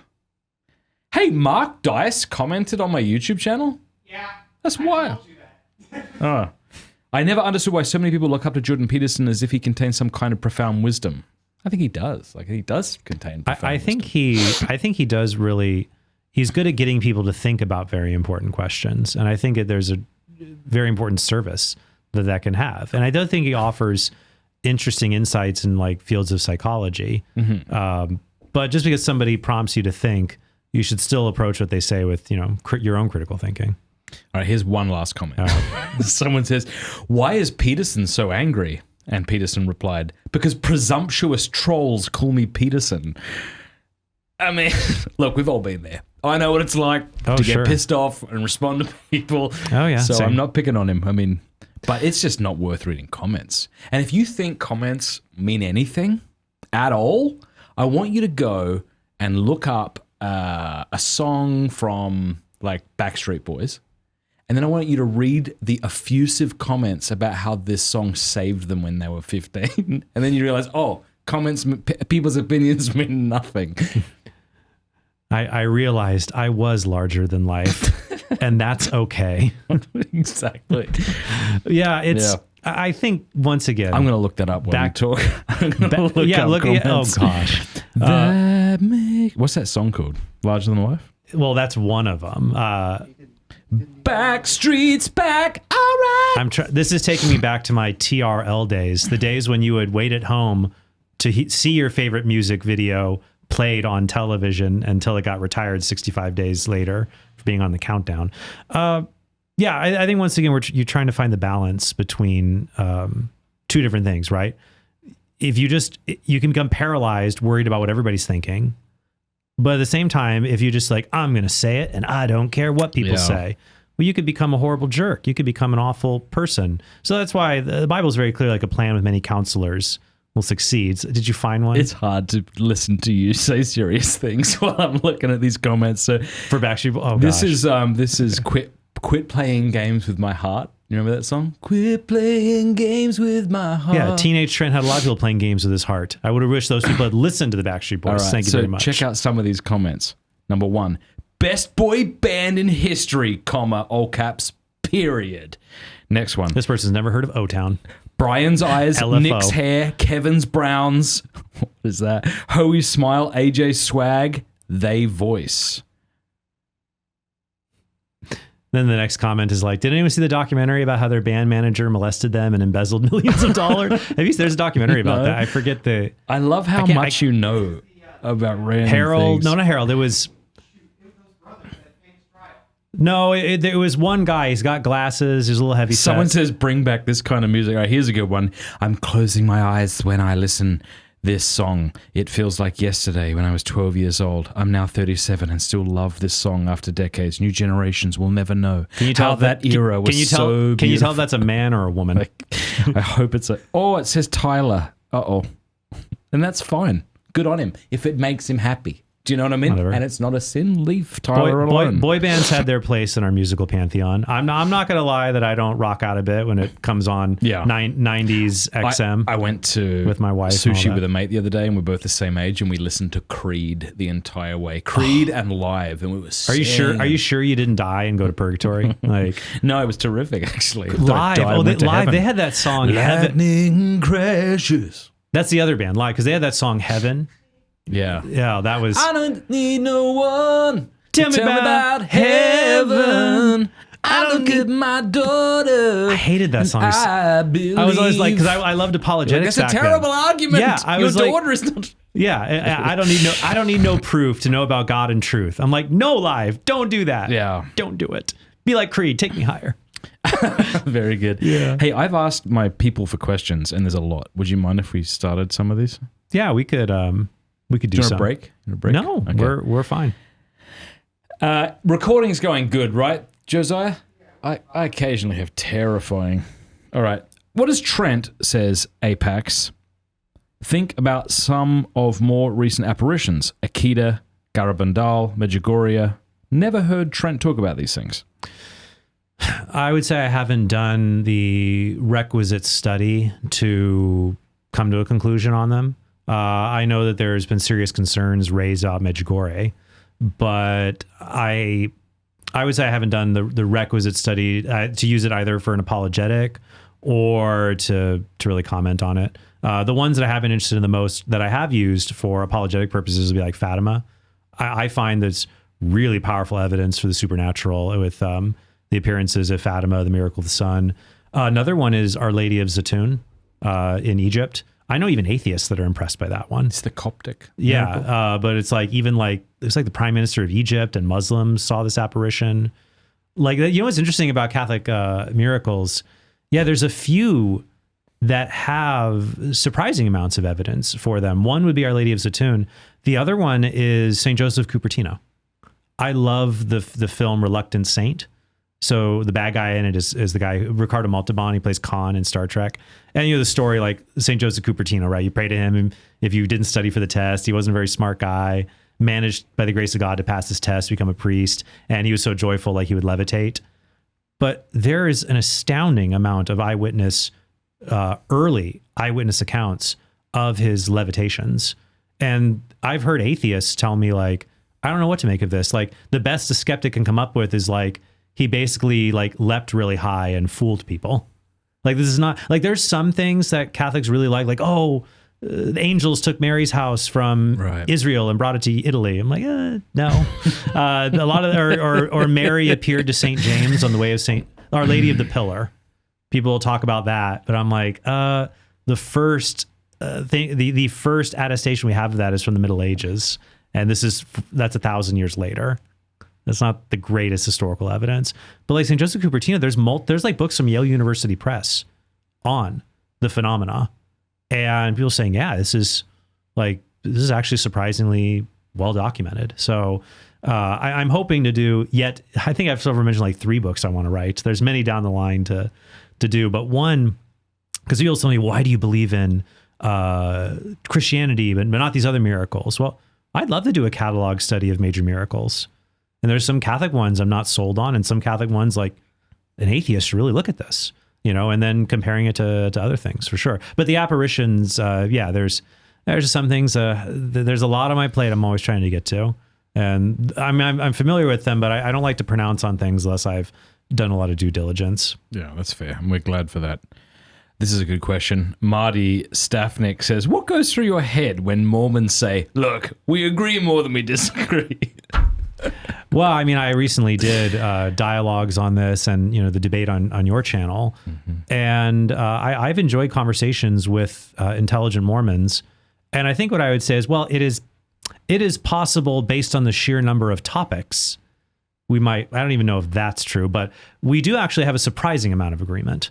Like Mormons and Catholics believe Christ instituted a hierarchical church with successors of the apostles that has a power to bind and loose, that has a ministerial priesthood.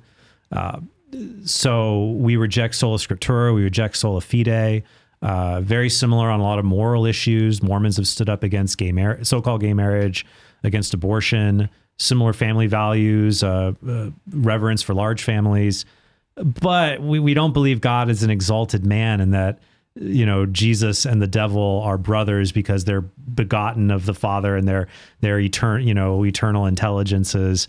We don't have more in common because Mormon baptisms aren't valid, because it's not even monotheism.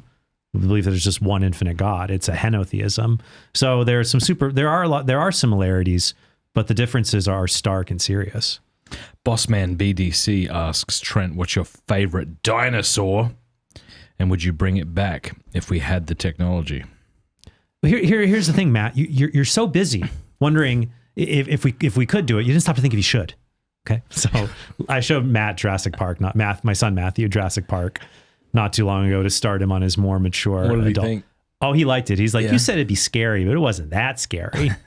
Because I remember when I was a kid, but I saw it in a movie theater. Yeah. So when that lawyer got eaten by the T-Rex, that T-Rex was like 30 feet tall. Oh, I got to watch that with my son. Thank you for bringing that up. Of course. Oh, yeah. It's a Jurassic Park. I'm trying to slowly integrate him, starting with the 90s blockbusters. Do I have I don't know. T-Rex does have a... It Do you does have a remember the place in my time your heart. son corrected me on my pronunciation of a diplodocus? He said, you mean Diplodocus? And I went, you bastard. Basically. Trent's son is correcting me and he's 3. No, I think when boys are like 3 to 5, it's like an intense dinosaur stage. Yeah. There's like that shirt that says like, when you were a boy, you'll pick one of these 4 things and it's going to define your personality. And it's like a locomotive, a T-Rex, a cowboy, and an astronaut or something. And it's like, that's just what you're going to be as a boy. So yeah, I don't know. I guess. Yeah. Here's a follow-up question. Help me come up with some movies that are worth watching with children.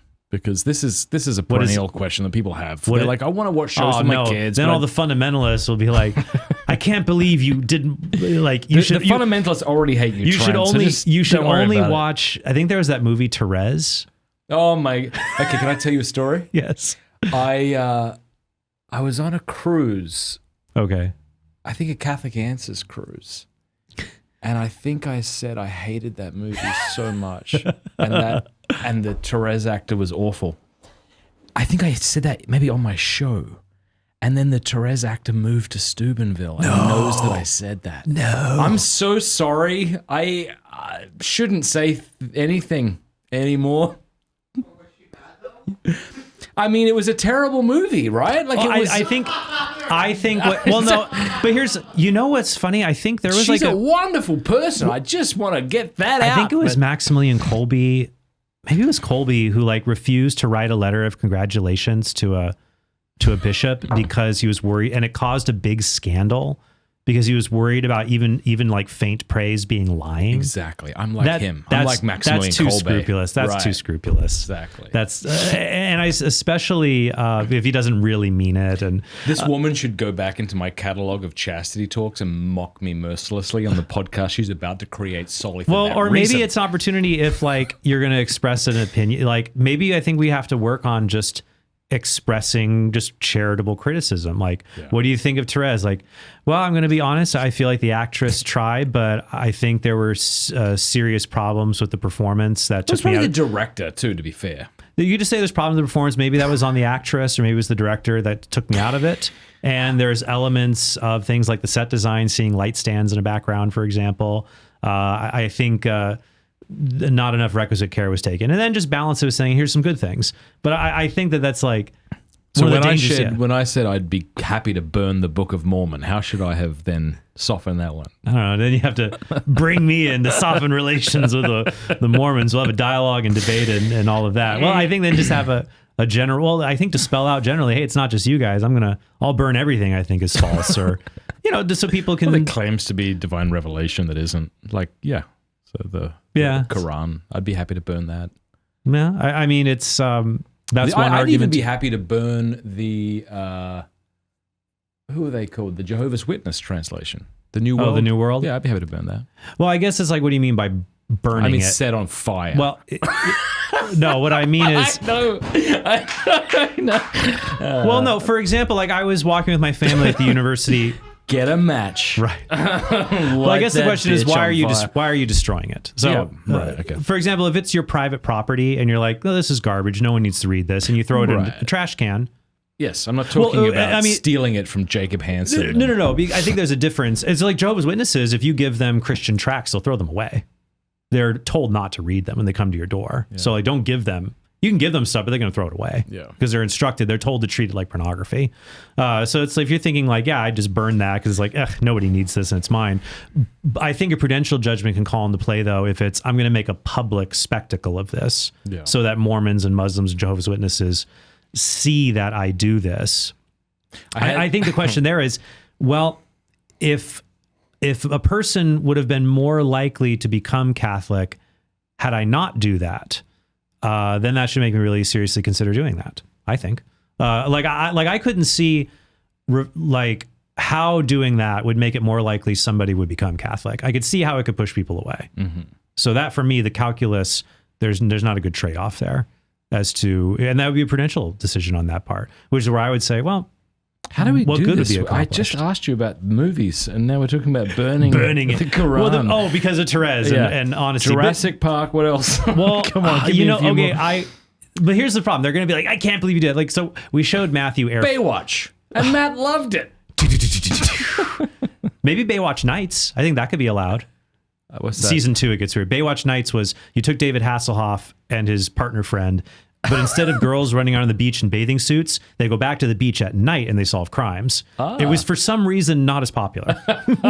No one can figure it out. No one can figure out exactly why it wasn't as popular as regular Baywatch. No, we showed him Air Force One because I love Air. I did a Free For All Friday on my Nicolas field. Cage? No, Harrison Ford. What's the one I'm thinking Get of? off my... Yeah, that's Con Air. Con Air. I was wondering why you would show it to your kids. I love being married to Laura because she'll say something and I'll make the perfect reference. So I said, she said, what's that movie with John Travolta? And he goes in and he's like, get it done, people. And I said, are you thinking of Glengarry Glen Ross with Alec Baldwin? There's a very famous scene where he goes in and he motivates them to sell. Always be closing. Yeah. Coffee is for closers. Very famous scene. Very profane scene, by the way. So if you watch it, moral offensive rating there. But I love that Laura could have an actor that's not in the movie and a different dialogue. I'm like, oh, I know what you're talking about. Like, if you know you have a compatibility with someone, if you can dissect that from an obscure thing from a clue no one else could possibly get that. But I showed him Air Force One and it's rated R for like violence, terrorism, but I liked it because it's very clear. Here are the bad guys. America is awesome. Right. Like, there you go. I am sick and tired of new movies where it's like, well, the bad guy's not that bad. No, the bad guys in here, they are just bad. Tell who's bad. They're bad terrorists. Asian. They're bad people. And you can tell who the good guys are. No, these were white guys. Okay. They were Russian. They were white guys. They were Russian nationalists. I watched The Hunt for Red October recently again, and it was excellent. I'm trying to think of a Sean Connery quote from the movie, but I just want to do a Sean Connery. That's that. Well, I don't know. The Batman series, the Batman cartoons, those are fantastic. Batman the animated series. Yeah. That's not a cartoon. That is an animated series. Sorry. But yeah, my kid's already gone through Batman the animated series, the original Justice League. But I'm trying to think also going back, like what you'd want to show girls. We showed them Disney Channel original movies. Yeah. Laura was like, we got to watch Brink. I'm like, Brink, what's that? It's like a skating movie, but it's very 90s. It is hard. Maybe it's a yearning for a time before smartphones and seeing the way life was. And see, there's that nostalgia for that coming back. But I love showing, what else? I don't know. I do think trying to find like family films from like the 80s and 90s. Some of them can be intense, like Gremlins. I think that was rated PG. I'm not showing that to my kids that are like 15. I don't want to watch it. It's scary. But I showed them Air Force One, and it's like innocent hostages get executed, but it's like it's very but it's a clear thing. But I think it's important to show kids something. It's like It's like, how do you depict good and evil, right? Yeah. It's like, I hate when evil gets so watered down. It's like, no, there's real evil out there, Matt. And you have to have courage and fortitude to stand against evil and to do the right thing. So I think it's important to balance glamorizing evil, not desensitizing kids, making sure they're at an appropriate emotional maturity to handle things. But plus, it's just a feel-good movie. Jurassic Park and Air Force One. Good. All right. That's So what we I got. don't know, but I'm trying to think of other stuff from back then that would be that's appropriate things. Oh, Well, which one? Sky High. Oh, Sky High is a great one. I don't know that one. Sky High is about a bunch of kids whose parents are superheroes, so they go to a high school for superheroes in the sky, like Sky High. Got it. I show my kids, like my little kids, we watched Homeward Bound. I remember watching that as a kid, but I don't know. It's about the two dogs and the cat, that's right. which was a remake of the old 1960s movie. Movies to watch with kids. I don't. See, now Those are good. I hate drawing a blank from that, but usually I just go online and try to I search. remember once I wrote to you and Laura, I'm like, hey, what's like a good movie that me and Cameron could watch, you know? And you gave us an idea and we watched it. We were so appalled that we turned it off and lost respect for you. Which one? Oh, what did 21 we? Jump Street. Oh, that's 21 hilarious. Jump I'm not going to watch Street. that with I will not watch that with children. But that is a guilty What did pleasure I on our watch end. with we watched a movie the other day on Netflix. Who's the fella on the Hallow app who I interviewed, and it was awkward. You know, good-looking guy. No, Wahlburger. Mark Wahlberg? Yeah. Yeah. His restaurant's called Wahlburger or whatever. Yeah. But anyway, so there was a new movie on Netflix, and it was absolutely terrible. It was just the acting was awful. The storyline Was Mark Wahlberg in flimsy. it? It was awful. Yeah. Did you know he just moved to Steubenville? Shit. This is going to be really awkward for you. He's actually next door neighbors with Therese. Yeah, exactly. All right, good. What's a movie you've watched recently with Laura? You're like, I'm glad we did that. Oh, my goodness. 3 billboards outside of something, Missouri. That was the last movie I watched with my wife, and I thought this was fantastic. Ebbing, Missouri. 3 billboards outside of Ebbing, Missouri. I'd highly recommend it. I've heard of that. It's very good. Oh, my goodness. We watched... Was it the Coen brothers, Josiah? Do you want to look that up? I don't know if we forget who it's not was really a the- movie. I think we watched that documentary about that guy who was Lou Pearlman. He was the band manager for the Backstreet Boys.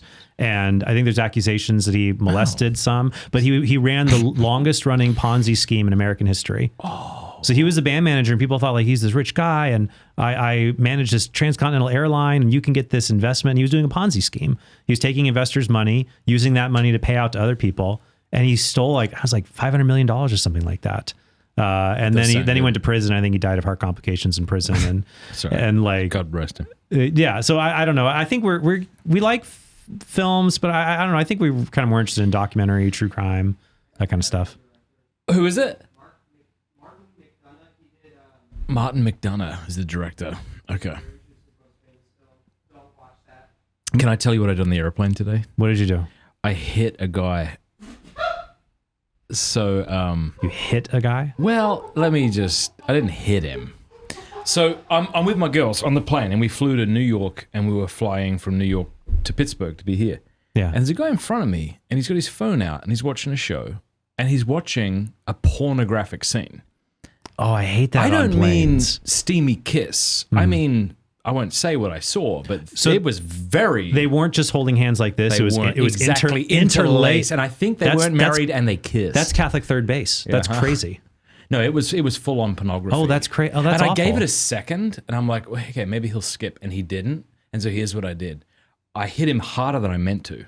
I hit him with the back of my hand, and I went, "Could you stop watching porn in front of my children? Thanks." That loud. Wow. He shit himself and didn't look at me for the rest of the flight, but he definitely skipped the porn. That was like a wonderful combination of excellent masculine leadership with Karen level condemnation of saying out loud what he's doing so others can hear. But it would be purely passive aggressive that way, but you also had the hit in there. If he, yeah, Oh, right, good for you. right.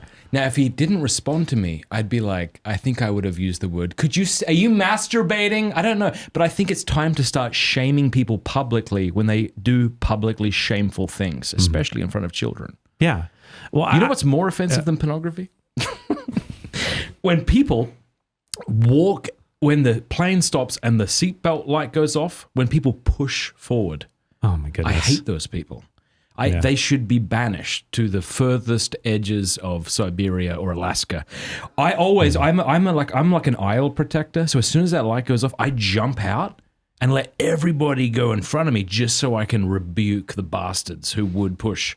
That's not more offensive than pornography, but it's also awful. But that's what I did. Hit the guy. And I'm doing this thing because I'm not a confrontational person. I don't like being confrontational. I wish I was. I think it's like a negative in me that I get really weird about it. So like after I interviewed Dennis Prager, I couldn't sleep for 3 nights. That's not true. Yeah, but that's good. You're saying like there's confrontations that are not worth it. I mean, getting tempted to road rage, things like that. It's happened here, surprisingly. But I mean, like when you see evil, I mean, it's so funny. Scripture in Ephesians says, "Be angry, but don't let the sun set on your anger." It's Ephesians 5:25, I think. So 5:25. I think so. Even he can check. We'll see if that's right. I hope you're wrong. Look it up. Ephesians. Yeah. See if Ephesians. If he's wrong, he's got to do a shot of whatever I'm drinking here. Okay. Be angry, but don't let the sun set on your anger. That anger is not a bad thing. It's long as it it's a response.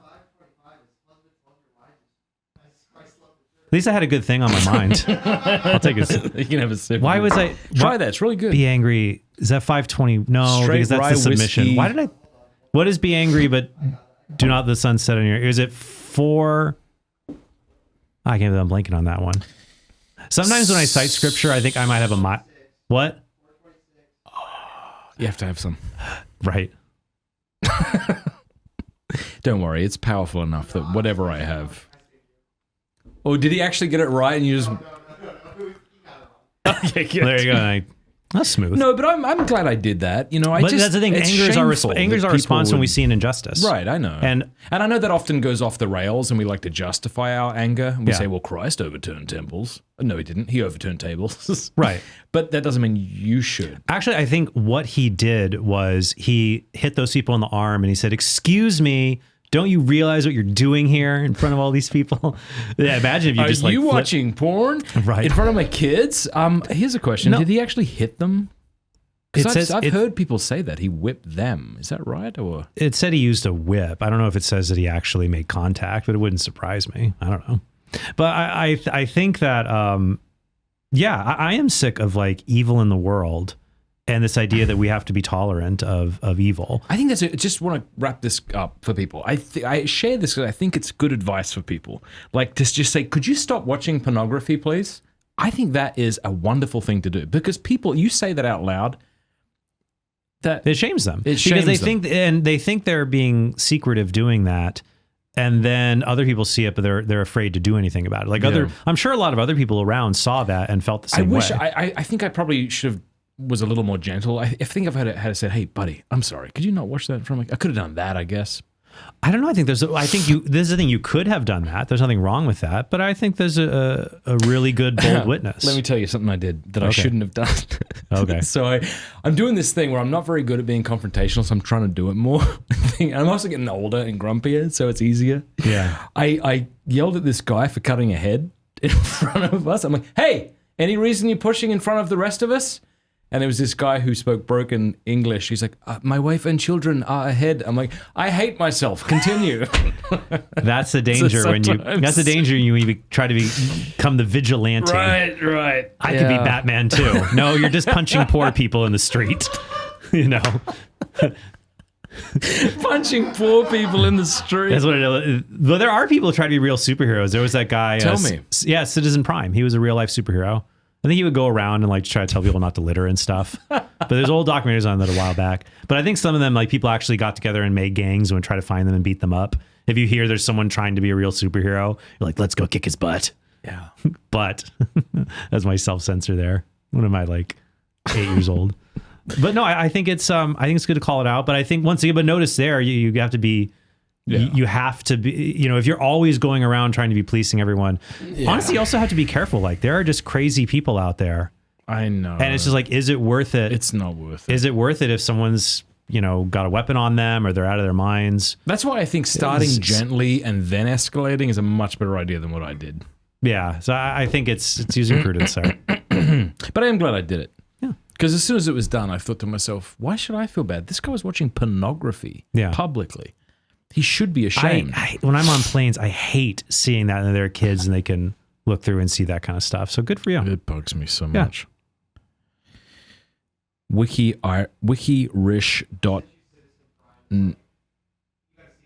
Citizen Prime. So is this a real photo of him? I don't know. It's a while ago. I don't know if he's retired from. Yeah, that'd be him.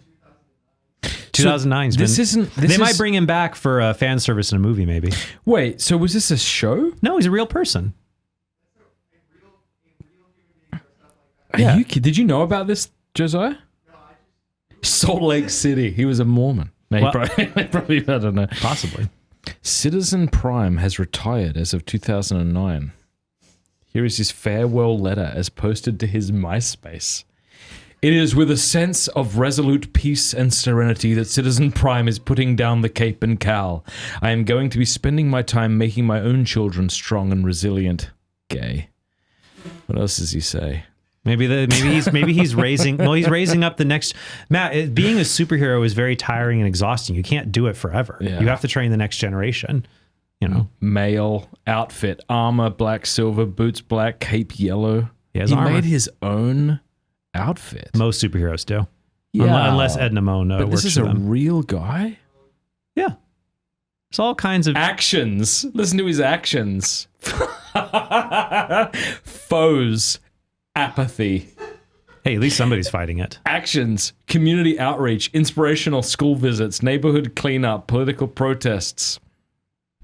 That is. Hey, I'd rather have Citizen Prime in schools than some of the people that bring in schools nowadays. Think about that. Yeah. I'd much rather have Citizen. If we could replace Drag Queen Story Hour with Citizen Prime Story Hour. If somebody can go to school dressed up in a stupid costume, why can't it be Citizen Prime instead of a drag queen? You tell me. Did you ever watch the WWF before it was WWE? Like Hulk Hogan, a little bit, but Ultimate Warrior. Let me tell you something, brother. Yeah. It didn't. The bug didn't catch for me. I think wrestling has to catch you at a certain age and bug for you to get hooked. Yeah. I remember the day I found out it was fake. I was devastated. I know, it was last week. You told me about it. I was 38 years old. And I was about 10, I think, and I was out the back with my cousin. Him and I used to watch it all the time, and they said, yeah, it's fake. You didn't know it's fake? It was worse than finding out that Father Christmas. Right. That's so Australian. Like finding out Santa's fake, it's like, well, even if it is fake, I still get presents. They're real. Yeah, it's just very corpulent men, climbing about can still bring you joy, even if it's not real. Do you ever watch fake martial artists online? I have seen some episodes of YouTube videos. Pastime. I love when actual martial art practitioners confront these people and challenge them to a fight. I love when they actually try to fight and get their behinds handed to them. I haven't seen these. I can't wait to see these. Oh, well, some of the fake martial artists, you're going to have, they have students that are in on it. So it's like a weird cult. Yeah. Where the student will run at them and they'll be like, huh. Yeah. And just like they'll fling themselves away. And then they believe their own hype so much. The real martial artists will fight them and destroy them. That's always amazing. Those are my favorite, but many other ones, it's a fake martial artist and they know they're fake. And then when the real person shows up, they try to weasel their way out of it. So there's a few videos of like jujitsu black belts seeing someone who is a fake jujitsu black belt. And it's like maybe they might have enough like a blue belt, but to get a jiu-jitsu black belt takes about 10 years. And you can tell if someone has it or if they don't. Just by watching them with other people. And they're like, oh, I'm okay. And I watched one video of the real black belt, he got mad. And he said, do you know what I had to go through to get this belt? You know how many injuries I had to go through? I spent years and years of my life for this. This belt means something. When you put on that fake belt, it doesn't mean anything. So it's just, it's similar to what we talk about with stolen valor, right? Yeah. People who pretend to have served in the armed forces at a certain rank. I feel like you might be referring to somebody. Who knows? Who knows? But when it does happen, it's like, it's so disrespectful to the men and women who actually risked to say you were in combat and to get honor from that, to the men and women who actually faced combat and the risks is just so disrespectful. So I think there's a parallel there too with that as well. You mentioned women in the armed forces, so I wanted to ask you, what's your most offensive opinion to Catholics, To those who would call you a normie Catholic, what's an opinion that you hold that they'd be like, oh, okay, wow. Not that you have to hold an opinion that would shock them. Oh, I don't know. I think there's a lot of things I say that people just, they don't like. Some people get really mad at me about holding the Epiphanian view on Joseph, that he's remarried. Some people get really worked up about that. Yeah. And like, saying like, I want you to debate me on this. Like, why would you believe that Joseph had a previous marriage and that's who the siblings of Jesus are adoptive siblings? I'm like, I don't really feel like debating that. I think when you said that Judaism is the true religion and Catholics should apostatize and become Jews, that pissed. Hey, come on, quiet. I haven't paid you your money yet. The gold I have. Oh my goodness. No, what did you write? You did that video about Judaism and I was talking about people saying Christ is king. Christ is king. I don't think there was one comment that was like, good job, Trent. It was everybody just burning crosses on your YouTube comment section. Well, there is a contingent of people who have very odious views that tend to overwhelm online spaces. And so they represent a disproportionate number of people who actually hold those particular views, but they're very active online. And I think that is very damaging to their character. And all I did in that episode was show, here's some people who say Christ is king and they say really awful things like Hitler is cool or look how awesome Hitler is. When this is somebody who orchestrated an attempted genocide. Yeah. And if you don't believe that, well, I hopefully I have an episode, should be out soon or shortly, dealing with that as well. People get mad about that. I'm like, why are you so mad? It reminds me of when I used to live in Ireland, there was this football team, two football teams, the Celtics and the Rangers. And the Rangers are the Protestants, right? Thought to be. And the Celtics are the Catholics, the Irish team. Okay. And I remember there being this controversy at the time because when the Celtics would get a goal, they would make the sign of the cross at the Rangers people. And I thought this is kind of analogous to what took place there because when they're making the sign of the cross, they're not really making a proclamation of faith. I mean, some of them might be, but a lot of them weren't. It was more merely a middle finger at the Protestants. And it seemed to me that that's what at least some people were doing. When it came to the crisis. Well, I think it was Bishop Barron who said that the first proclamation of the phrase "Christ is King" it was a mockery of Jesus, as the Roman soldiers were saying to Jesus, "Oh, hail the King! Hail the Anointed One!" and giving him the crown of thorns and the scepter. It was a statement of mockery, and I think you can take anything, and if it's a slogan, if the point of the slogan is you're reaffirming you belong to an ideological subgroup that holds very odious views, like claiming that people of Jewish ethnicity are morally inferior to other people, for example, or represent some kind of unique threat to the social order that need to be dealt with. And you use a phrase, if you use a phrase that's good, but you use it as a gathering sign or a slogan for a subgroup that holds the odious views, that's what unites them together. Well, then it can be wrong to use the phrase in that context. It's much as, and the analogy I gave in that episode was there's nothing wrong with saying Allahu Akbar. Allah, somebody was like, we don't believe in Allah. Allah is just the Arabic word for God. Like Arabic Christians talk about Allah. It's the word for God. So they worship Allah. Now they don't worship the God of the Quran. They worship Allah. Allahu Akbar means God is great or God is wonderful. It's bad if you say that because you use it as a slogan to identify with people who commit acts of terror and shout Allahu Akbar before they do it. If you use it because you know it intimidates people and it shows your alignment with people that hold a morally evil view, well, in a phrase that would normally be neutral or good, you've now made it evil. You've corrupted that, and it's wrong for you to do that. So anything can be corrupted. I mean, the Nazis put a cross in their swastika. It didn't make the cross bad, but it became an evil symbol. You also balance what you were saying by pointing out that people can say something is anti-Semitic when it clearly isn't. In the way that people say that something is racist when it clearly isn't. People have accused me of anti-Semitism. And I mean, what did you do? Well, I said that there are valid comparisons to be made with the systematic killing of innocent people in the Holocaust by dehumanizing them and saying they're parasites, and saying that abortion is able to be advocated because the unborn are dehumanized. People say they're literal parasites, and there's a systematic means to kill them. I mean, my goodness, the abortion pill, RU486, the company Roussel Ura, I forget the name, RU, the French company. Okay. It was derived from the German company. It was a spinoff of the German company that created Zyklon B that was used in the gas chambers.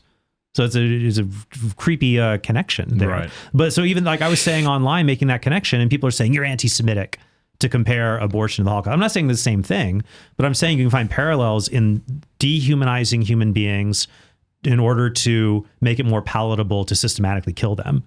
And that's, I mean, the Holocaust began actually, like the Nazis began primarily with a euthanasia program, Action T4.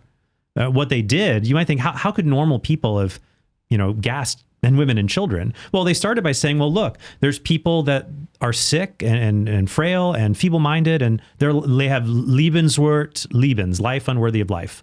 So we're going to euthanize them. And you'd even identify, hey, these children, they're not going to grow up. They're going to have horrible lives. Their parents don't realize it. So we're going to have the kids sent to the hospital. We're going to inject them with toxins. And then we're just going to tell their parents they died of pneumonia. And then people started realizing, it would just be easier with a lot of these patients that we're trying to euthanize. We'll put them in a van and we'll just run a tube from the exhaust pipe into the back of the van. And they are called Gaswagens. Because actually when they were killing the undesirables, like, I think it was Heinrich Himmler who was at a mass killing once, a mass shooting, and he vomited after seeing the mass shooting because it's hard, to watch yourself kill other people. And they found that gassing people in these Gaswagens is just, when you don't have to see them and you just flip a switch, it's easier to kill people when you don't have to be directly connected it's like the A-bomb. Yeah. Oh yeah. And that's evil. And I did a whole episode on my show talking about how that was evil. It was the direct targeting of innocent civilians. Right. It was absolutely evil. It was a war crime. And should be treated the same as the Allied bombing of Dresden or the Nazi blitz on London. Those were crimes targeting civilian populations. So in seeing that, so Action T4 began with, here are these undesirables. It's really better for them anyways, and they're bad for society. Like, they can't contribute. It's overall better for the state. Well, if you say a certain ethnic group of people like the Jews, they are also bad for society. And you've already had a policy of euthanasia, which turned into mercy killing and then killing, including using gas chambers, essentially. Yeah. It becomes incremental in that regard. And so it's Hannah Arendt had a very famous term related to this when she went to the Nuremberg trials looking at Adolf Eichmann and called it the banality of evil. It's the idea that when you think of you think about people who ran Soviet gulags, or Nazi concentration camps, or people who were in the Khmer Rouge who would kill people if you wore glasses, they assumed you were part of the intellectual elite that had to be killed for the glorious revolution. And and the smart people, what they did if they had glasses? They would take a book and they would hold it upside down to trick them into thinking they were illiterate, so they wouldn't be murdered.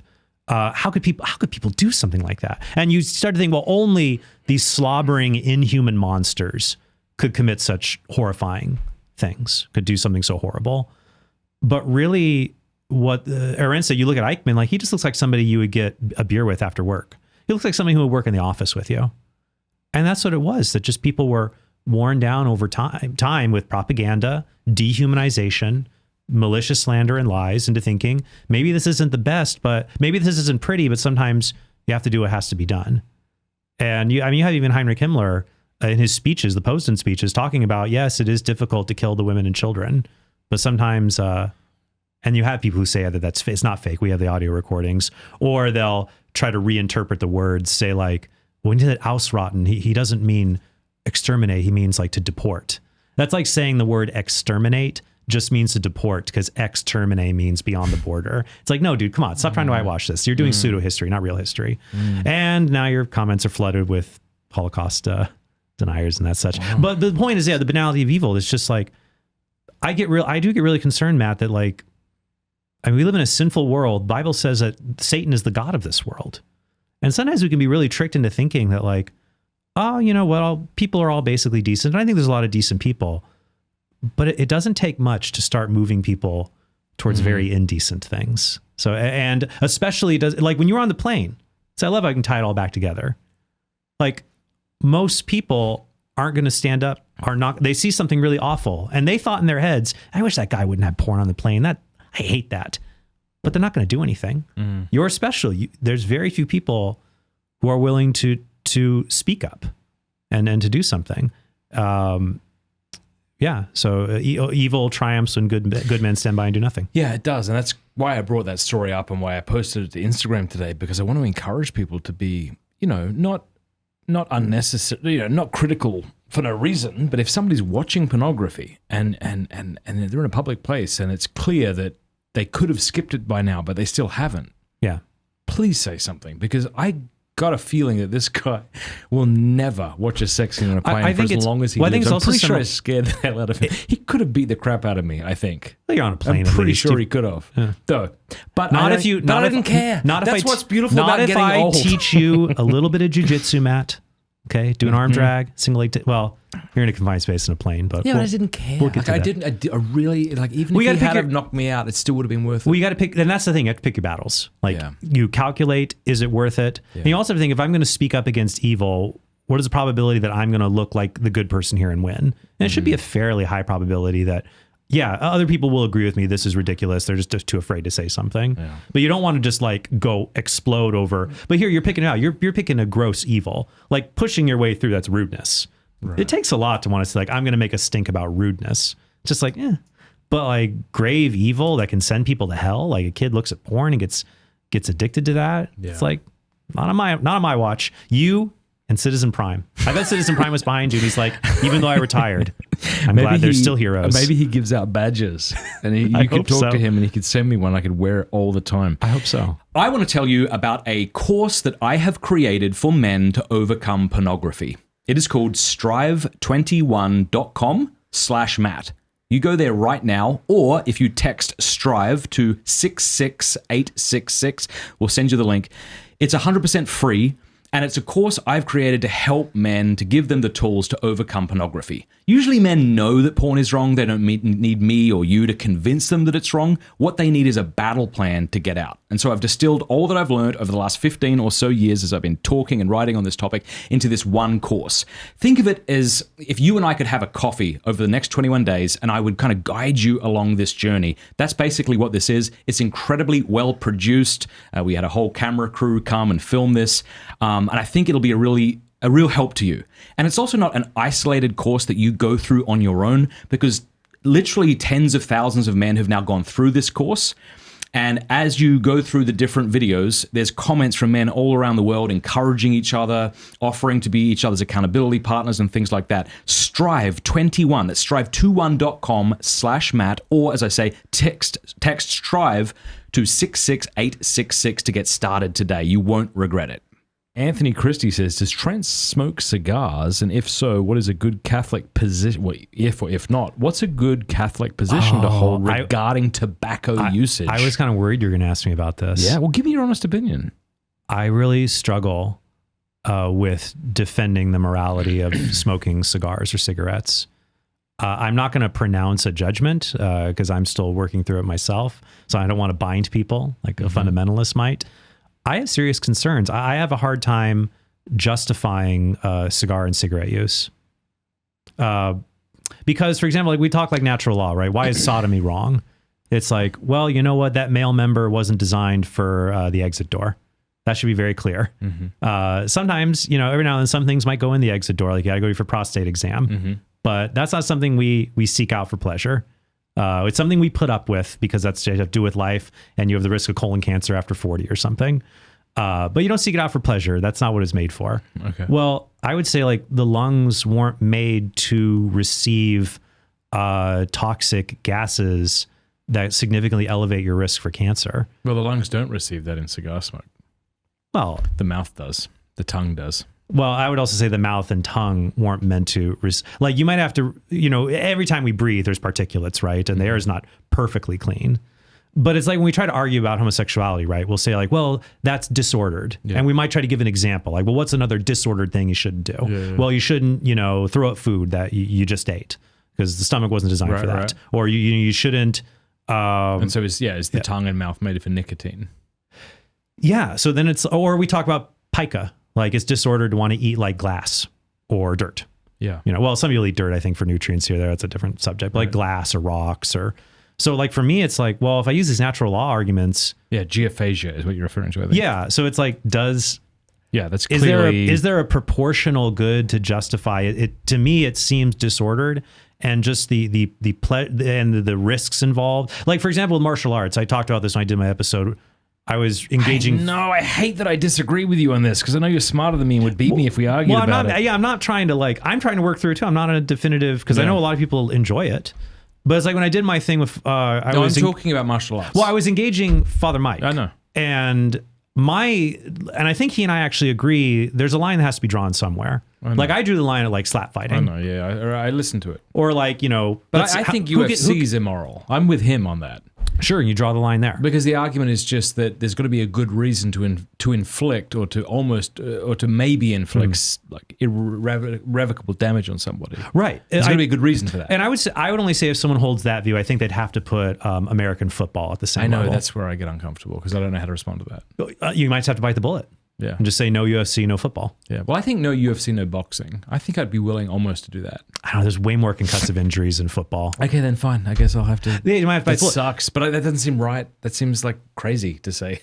I don't know. So, but my point was, even there's things that I would say like slap fighting or there's American no football. skill here. What I would say is there is no proportional good to justify the level of risk. Mm-hmm. But so for me, like I would say, like if my son came to me and he said, "Hey, Dad, I want to start smoking, or I'm going to smoke a pack of cigarettes a day, or I'm going to do boxing," like it would be really hard for me to say like, "Oh, no, smoke cigarettes. Don't box." Right. It's like, at least even there, I'd be like, well, I don't want him to get lung cancer or mouth cancer. I also don't want him to get head concussions. But I feel like I'd rather my kid box. Yeah, because you can wear a helmet, for example. Yeah. But like cigars, especially like cigars and things like that, like there's not really filters. Right. Like I feel like with boxing, do you know of any studies on cigars or pipe smoking that show that it increases your risk of cancer? Yeah. No studies off the top of my head, but I can't see how it would be less healthy than cigarettes that use filters. Like I think. What about the idea that cigarettes contain other chemicals, whereas cigars contain merely leaf? And what if it's that the Native Americans gave it to us and you're a racist for denying it? Have you thought of that? Right.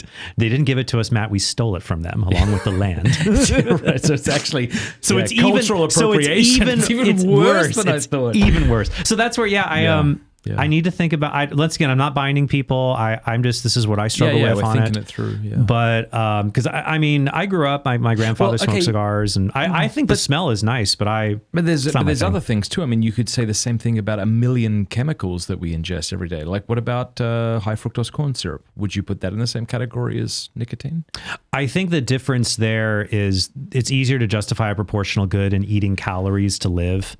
But I'm also really concerned about ultra processed food. Yeah. Laura and I were going through a book, I think it's called Ultra Processed, talking about how food companies using things like seed oils instead of butter, they're making food really much more unhealthy for us than it used to be. Mm-hmm. And that is also something like so there's like nicotine, I think, in peppers and tomatoes and things like this. So in that. If I'm right about that. Oh, Josiah, nicotine? would you look that up real quick? Is there nicotine in capsicum, as we call it in Australia? Well, because if there is, you would find that more easy to justify than smoking a cigar. Well, the danger is in the dosage. Like I said, if you're always breathing in particulates. You can't just live in a sterilized room and not have that. But purposely inhaling them and they're carcinogenic. Yeah. I would need a very high proportional good to justify that. What?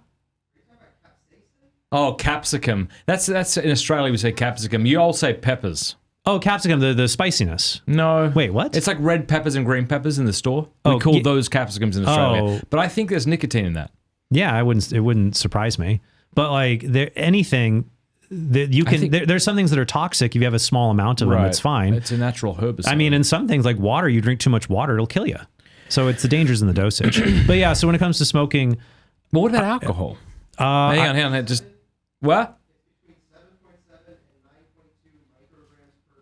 Okay, so there is some, but you'd be able to justify that because you're trying to eat food. It's caloric intake that serves another purpose. However, I would say I think it's. Thanks. I would be really concerned about someone who gives children diets that are high in high fructose corn syrup. I think that could be immoral. What about alcohol? Like, how do you justify alcohol? I mean, we know what isn't alcohol. We know that if we drink water, that's better for us than drinking poison. Isn't that what alcohol is? Well, alcohol, it is diluted poison, but technically a lot of medicines are diluted poison. I mean, Tylenol will wreck your liver if you take too much of it, but it also eases, it's analgesic, it reduces pain. And so that, you have to balance. So you can't take so much Tylenol to wreck your liver, but, but if you abstain, you could really miss out on a medicinal purpose there.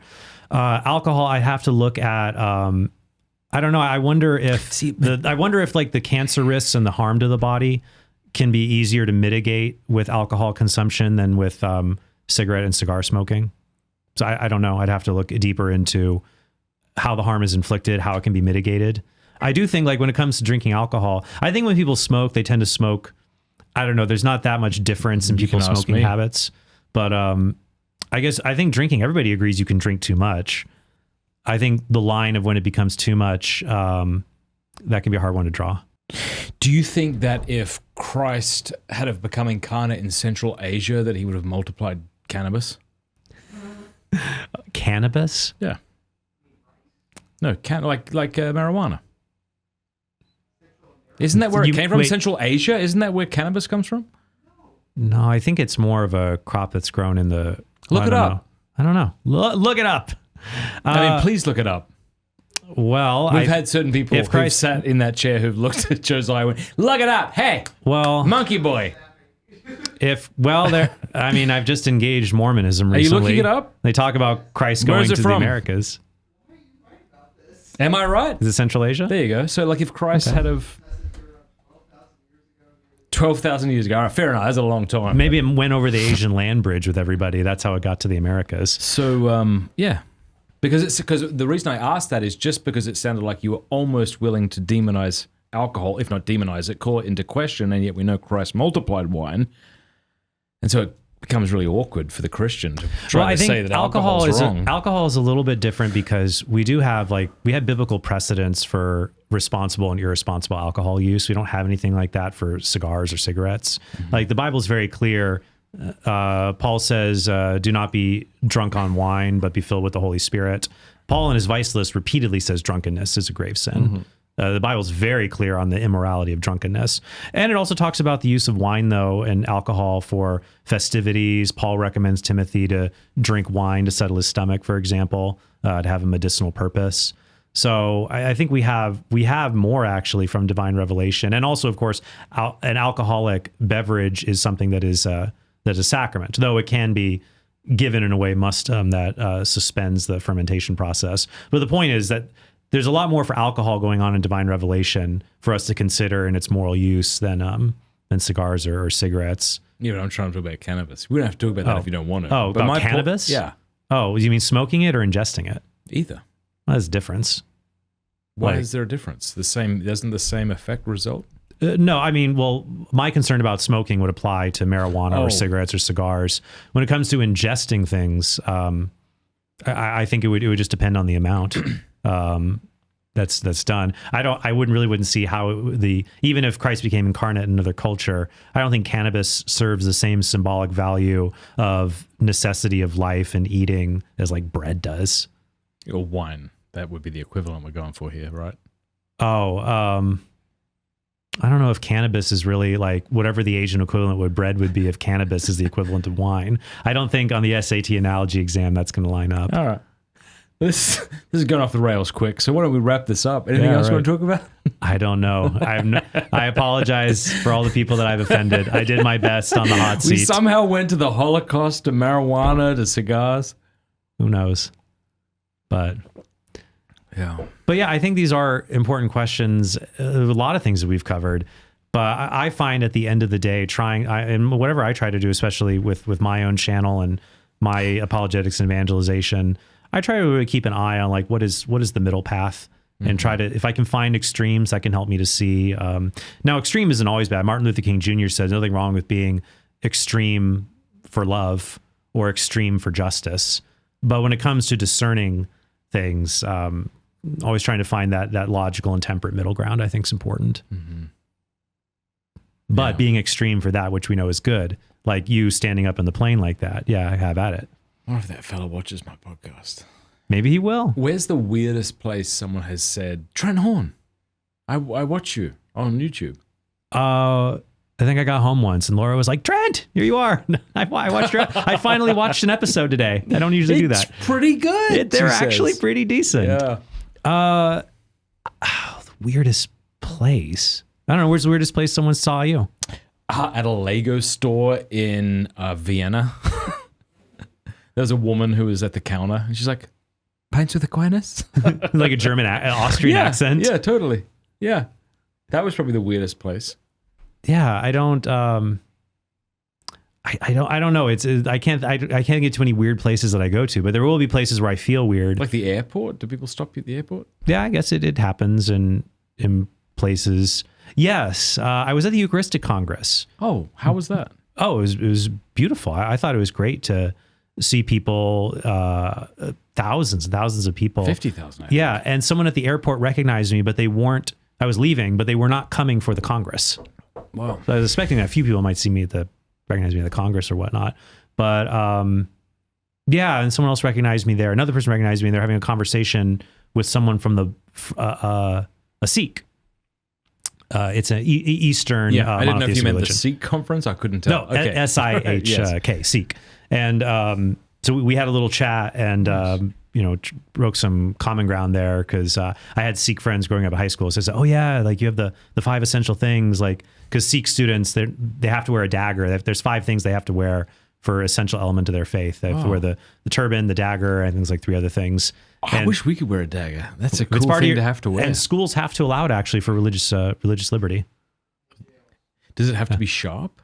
I don't know if it has to be sharp. It has to be a dagger of a certain size and length. But it was, it was nice actually when I was engaging. I know you said wrap up, but this was fun. I find what's really helpful. It's good for Catholics. Some people don't like, once again, 2 extremes. I remember once I was hanging out with a pro-life group and there was kind of a liberal nun there. And people were like, let's go see what this mosque is doing tonight. Like, oh, that would be great. Like, just to go, like, instead of going to it, there was like a Christian event we wanted to go to, and they wanted to just go to this like Muslim event, just to like have a virtue signal. Like, look how cultural we are. Like, But at the same time, if you refuse to learn anything about other cultures and religions, it can really harm your evangelism. So I have found it's been very fruitful, like to really study other religions, because some people are like, oh, that's indifferentism and you're going to end up leaving the faith. Like, well, if you study it responsibly, it really helps if you meet someone who's Sikh or Baha'i or Mormon and you can speak their language. It's like, oh yeah, so, but even recognizing, because a lot of people, when they see someone who's Sikh, they think, oh, you're a Hindu. I'm like, no, they're not Hindu. You can tell by the style of the turban and this and that, they're Sikh. And being able to make those distinctions, or talk about a Mormon and you understand the basics of wards and stakes, what Mormons believe, and you can talk almost inside baseball, like inside Mormon, inside Sikh, inside Buddhist, and you have a conversation where like they can tell you're not their religion, but you actually understand it pretty well, and you talk about it. Like, it really opens the door now for you to share your faith. Because like if you met like a Protestant who like couldn't tell the difference between the sorrowful and the glorious mysteries or something like that, and they're hopelessly ignorant about Catholicism, like, oh, that's nice. But if they could talk to you like a fellow Catholic and then say, hey, what do you think about this? You'd be like, oh yeah, I don't know. I really, like, you give them a lot more credibility. Yeah, the luminous mysteries. When John Paul II in his encyclical suggested them as optional. Yeah, did you think that was kind of weird? And it's like, oh, you really understand a lot. You're not just like someone out to get another notch on their belt to get a Catholic. You took the time. It shows a level of respect. I'm super fascinated by Judaism. I don't know if you watched my interview, Ben's interview with me, but I was like, why don't you want me to be a Jew? I want you to want me to be a Jew. And Matt, we don't want anyone to be Jews. I really want him on my show, right? Just so I can ask him all these questions. But one of the questions I had was about the Sabbath and about combustion. And I learned that there's a particular light you can buy for your refrigerator that does not go off on Saturdays. Yes, you can't. How cool is that? The commitment impresses me. Yes, there's a lot of TikToks about how to skirt your way on the Sabbath regulations. There's also the elevators that open at every floor, so you don't have to press a button to complete a circuit. So cool. Dennis Prager was telling me I see where Jesus was saying about laying up heavy burdens about some of the laws. I think I talked to Ben about this. There's a word that they have, but basically you can't make somebody your slave. But Dennis can't light his cigar on a Saturday, but I could light it for him. Oh, but if he would indicate that he would like it Shabbos Goy. I don't know. Yes, is that it? Shabbos something Goy. like that. It's having a Gentile do work for you on the Sabbath. Man was not made for Sabbath. Sabbath was made for man. But you know what's funny is like Catholics do have identifiers. And there's ones that are so obvious that you no longer can tell if that means they're a Catholic, like a crucifix. But if you're on an airplane and someone's wearing a scapula, you know, okay, they're hardcore. Well, that's similar in Judaism, right? You have a lot of Jews. They're atheists that go to temple on Saturdays. Like a lot of like Reformed Jews, and which is very sad. A lot of that actually stemmed from the Holocaust. People lost a lot of faith in God after that. You had some rabbis who were arguing that, well, God just isn't all powerful. He would love to stop it, but he can't. And so that was a significant trial. That was a trial for a lot of Jews. But yeah, but it's interesting. You'll see some people are Jewish, but like if you see someone with, who's got their kippah on and full ringlets, or other Jews, See, you can these say are like, all the questions I want to ask Ben when he comes on the show. When he comes, I can't wait. I'm really fascinated with it. Well, it's. So I went to Florida and I was on his show, and they did the makeup thing. And so I sat down and his little hat thing was there. The yarmulke or kippah? No, little hat thing, Trent. That's what they call them. Right. Yeah. Yes. When Catholic Answers, we were visiting a local synagogue to just we visited the local religious groups to like establish relations. You were opening yourself up to so much criticism. When Catholic Answers went to the local synagogue. Yeah, I think it's important to understand Judaism so you can help Jews believe in Jesus. That's what I would tell people. Okay. And I'm more than happy to help a Jew come to believe Jesus is the Messiah. To do that, you have to understand Judaism. And it was just good to establish that relationship. What was it like an outing, or how did that? It was just like an outing to, I think one of the staff members might have been doing some study there in Hebrew to help. What's also is help you learn like Hebrew, for example. And the rabbi invited us to come. And I remember once he said, all right, as a Jew, I always get asked 2 questions. That is a great Jewish accent. Does anyone know? I'm just Rabbi Herschel Kristofsky from the Simpsons. Does anyone know what those 2 questions are? The apologist is looking around, and I just raise my hand. And he says, you. I'm like, the first one is, what's that thing on your head? And the second one is, why don't you believe in Jesus? He said, very right, young man. So what's with the locks thing, the curls that some of them have? It's a beautiful gift of genetics. Can't you see? It's a precious gift that we are to the world to share with others. So I don't know the intricacies of the style and why. I mean, it could have a reference to the Old Testament. You're not supposed to cut your hair, for example, as some verses refer to that for the priest. So might have a reference whatever. there. I'll ask Ben. Don't worry about it. I'm sure he'll know. Thought you'd know. I thought because aren't you? Why do you think I would know? Because of your hair, it's so beautiful. And well, thank you. I appreciate. Who's the one? Was it Laura who said you had Protestant hair? No, I've seen some people online say that I have hair. Yeah, I found why they do it. All right, you want me to read it? I mean, yeah. All right. Here we go. Why the Jews wear it. Some Hasidic Jewish men wear long side curls called peyot as a result of an interpretation of the Tanakh, the Old Testament, Tanakh. Tannakh's prohibition against shaving the sides of the head. Hey, I was right. I got there. No, you weren't. That was nothing that's like what I you said.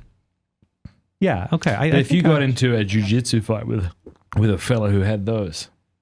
Oh, that would really be jiu-jitsu. Like there's guys. There is an Israeli. Jiu-jitsu. No, there's a video online of an Israeli UFC fighter, and this guy was being very anti-Semitic to him online. And the UFC fighter said, "Fine, why don't you fight me in real life?" And he said, "Okay." And this online bully shows up at like a practice ring with this Israeli UFC, mixed MMA fighter. And he's actually kind of a big, stocky guy. Got absolutely pummeled. Yeah, the bully got pummeled, and it's always nice when a bully gets their just desserts. There's a lot of YouTube videos all about that. Oh, really? Yeah, just about bullies getting. Yeah, I mean, once again, you don't want to stand back from evil, and you also don't want to be vigilantes that punch poor people in the face. You don't want to. Don't want to go too far. Punching poor people in the face. I think that is a newer modern critique of Batman, that Bruce Wayne could have used his millions of dollars to reduce crime more by investing it in the community instead of getting a bunch of toys and driving around and punching poor people. Okay, what is the next best superhero movie that you foresee coming out that there's no wind of yet? that may come out in the future, do you think? Oh What gosh, would you like to see? Or are we so done with superhero movies that we need another 5? I don't think we're done with we need superhero a few movies. decades off before the... I think it's Marvel movies that are the problem. Marvel movies homogenized the superhero content, so it's all very generic in style, color template, story, plot, beat, jokes, writing. You've seen one, you see them all. People are sick of that. So I think there's always going to be, like, what is a superhero story? Like, I love here's another good one to watch from the 90s, The Rocketeer. The Rocketeer. There is The Rocketeer. there's a tad bit of immodesty. Porn? No, it's not porn, but it's a bit immodest. All right. It's brief. You could just quick fast forward to it. But overall, I do find it to be a magical, whimsical, and it's a guy who finds a rocket. It's set in the 1930s. Wonderful score. Finds a rocket pack. Has to fight the mob and the Nazis. That and, sounds awesome. yeah, it's great. When yeah. did it come out? Oh, early 90s, probably. But it's like that. And The Rocketeer is based on a very early comic series. Or like The Shadow is another one. Are they superheroes? You know, Yeah. so it's, I think there's always a place for the hero with 1,000 faces, Joseph Campbell. Like that archetype, you may not call it superhero, but it's someone who gains a power or ability. Like, is Harry Potter a superhero story? Right. He starts from humble beginnings and acquires power he has to use responsibly to defeat evil. Eventually, like superhero, it can become so generic. Yeah. It's like, it's the hero's journey. And those are always great stories. Superhero has just very particular tropes, secret identities and powers and things like that. But I don't know. There's honestly, I really checked out after probably Doctor Strange 2. Like after Avengers Endgame, they really, I gave them a little bit and they couldn't give back. Same with the DC. I don't know.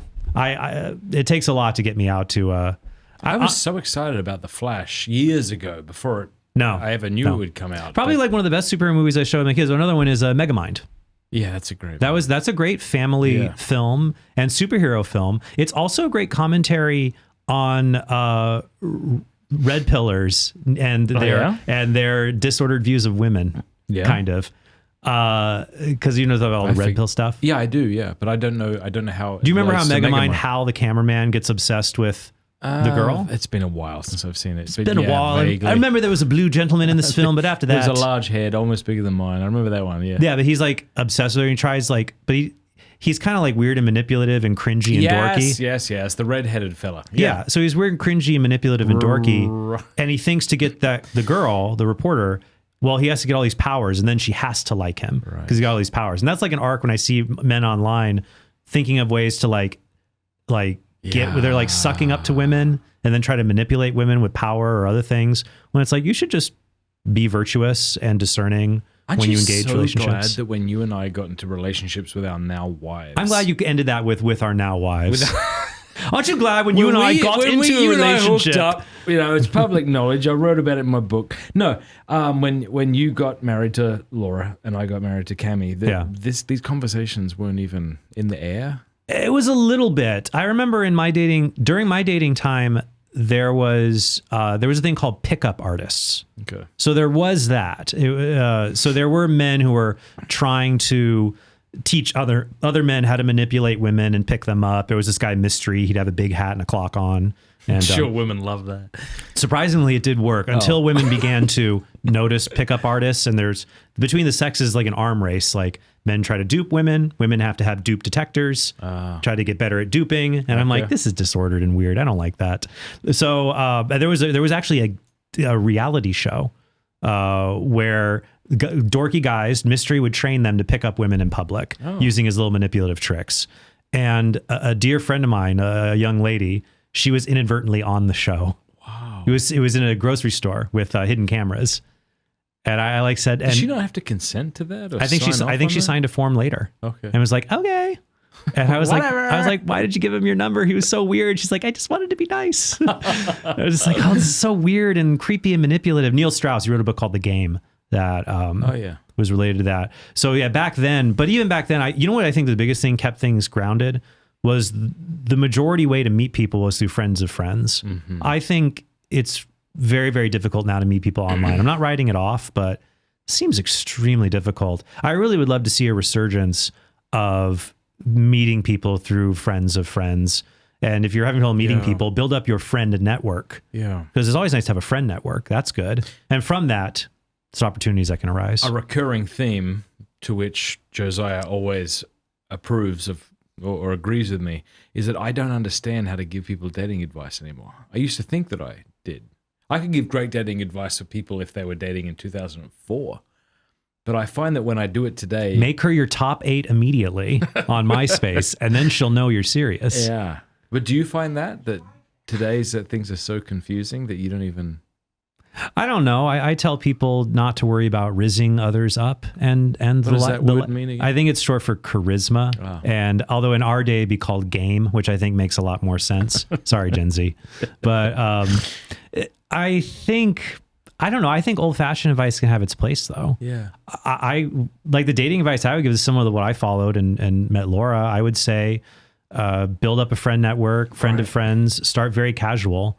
Do things that only take 30 minutes or an hour, like coffee or a snack date of not date even, just getting together. And after 2 or 3 times, if it seems to be congenial, say, hey, do you want to go on a date? And if you start seeing chemistry there, then you can talk more about, you want to just like date exclusively and see if there's something here and be on your behavior. Don't turn into a mini marriage and don't get so emotionally invested that like your breakup is like a divorce. Just know it's a time to discern and find out. There's another, and also do things that are side by side where you have an opportunity to see the best of one another. Don't just Netflix and chill. Do go volunteer, do stuff I had together. a woman tell me that you should take a girl to the swimming pool so that you'll see her without makeup. A girl said that? Yeah. What? So you should take it. Maybe it was that Sheila you debated here. Oh, well, I mean, I think What was her name again? I think Pearl. I think that's one way to go at it. My favorite first date was Laura and I went to a bookstore. We got coffee. We each picked up 3 books and that we could buy if we were going to. So we went out and said, let's each get love that. Let's That's lovely. let's each get 3 books that we could buy right now if we just money was no concern. I love it. And we go back and why'd you pick that book? Oh, that's a really great date night. Yeah. So my wife and I just celebrated our 18th anniversary. Yeah. And so we were out at a steak restaurant because that's all my wife eats. And they said, are you celebrating anything special? I'm like, please don't say anything. Please don't say anything. My wife said, yeah, it's our anniversary. Anyway, so they dumped some rose petals on our table, which I hated. But what we did is we collected the rose petals together. We collected 18 of them and we went over like 18 memories, which I know you don't do when you first start dating. But that was a really beautiful thing. Some people do. It's our 18th day anniversary that we've been together. 18 things. Oh, That's another. good. I like that. Here's a nerd thing that we used to do. We used to do Wii dates. You know the Nintendo Wii? Oh, good. I thought you said weed dates. Good. Okay, the Wii. Well, W-I-I. if you combine them, they're exceptional. Lot of motion sickness. Threw up all over the place. Can't believe she married me. No, we would trooper. light candles, drink wine, and play the Nintendo Wii. That was real fun. Very good. Oh, another advice. So for my other advice for men, if you ask a girl out and she's busy 3 times in a row, She's not busy. let her go. And girls, if you are busy, you need to suggest an alternative. Don't forget to do that. Otherwise, that's good. we are going to take an incorrect hint. Oh, the other advice. Sorry, the other advice is guys should make the first move, and girls need to make the first signal. I like that. Yeah, guys need to make the first move. Ask out on something to get to know each other. Girls, as long as he's not a serial killer, give him a chance. Touch his arm and laugh. I know. Laura was like, I do that to everyone. I'm like, Laura, too many signals. She's like, I'm sorry. Yeah, but I agree. There's a lot of people who say like when they look at dating now, they're like, it's like you're sitting on the lifeboat looking at the Titanic and you're like, phew, made it out. Yeah. The last helicopter out of Saigon. What's one thing maybe that you've learned from marriage or a difficult experience you've had in marriage that y'all have gotten through?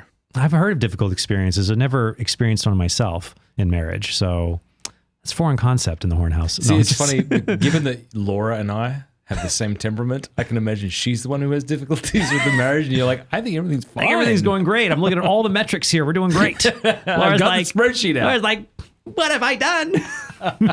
No, melancholics can get into severe doldrums of depression. I need Laura to scoop me out of them because melancholics just like things. I have an ideal for perfection and nothing can live up to it. The world is terrible. Have you really? Because you don't strike me as melancholic in that regard. I am 100% melancholic. I'm melancholic choleric. Yeah. But you don't seem like somebody who gets down in the dumps about things, or idealistic and then disappointed about. No, I'm good at shoving it deep down and then unleashing it on Laura. Oh, all right. And then she is a saint that pulls me back up again out of the. Do you the find depths that of you're despair. more idealistic than her? I think that I tend to be more perfectionist Yeah. about things, but there's other things she has very high standards for that can become unrealistic. I think the biggest struggle, I think when you struggle with marriage, it's different phases. So I think in the early part of marriage, the struggle is mismatches and learning to be tolerant to differences. Like we went on our honeymoon, for example. I'm someone who eats late in the day. Like I don't eat breakfast. I eat at like 2, 7, and 10 p.m. Okay. And Laura is someone who eats at like 7 a.m., 11 a.m., dinner at 4. Uh-huh. And so when I didn't plan our meals out quite right, there was a few hangry episodes on our European crisscross. So I made sure for her, I'll make sure we have an early dinner. So I got like a 6 o'clock reservation in Paris. Mm-hmm. And like we get there and like the restaurant doesn't open until 7. And we walk in and they're just like, why are you here? There's just like the idea in like Europe eating at 7 p.m. It'd be like eating at 3:30 in the afternoon here for dinner. Right. She's like, I don't understand these people, this culture. Why can't people just go to bed at a reasonable hour? So I think it's that mismatches and learning to live with one of those differences. And then I think later in marriage, the difficulty is you become comfortable with each other and you find a groove, but that can lead to taking one another for granted. And the loss of that conflict means you start maybe, you if there's a familiarity there that can breed disinterest or contempt even.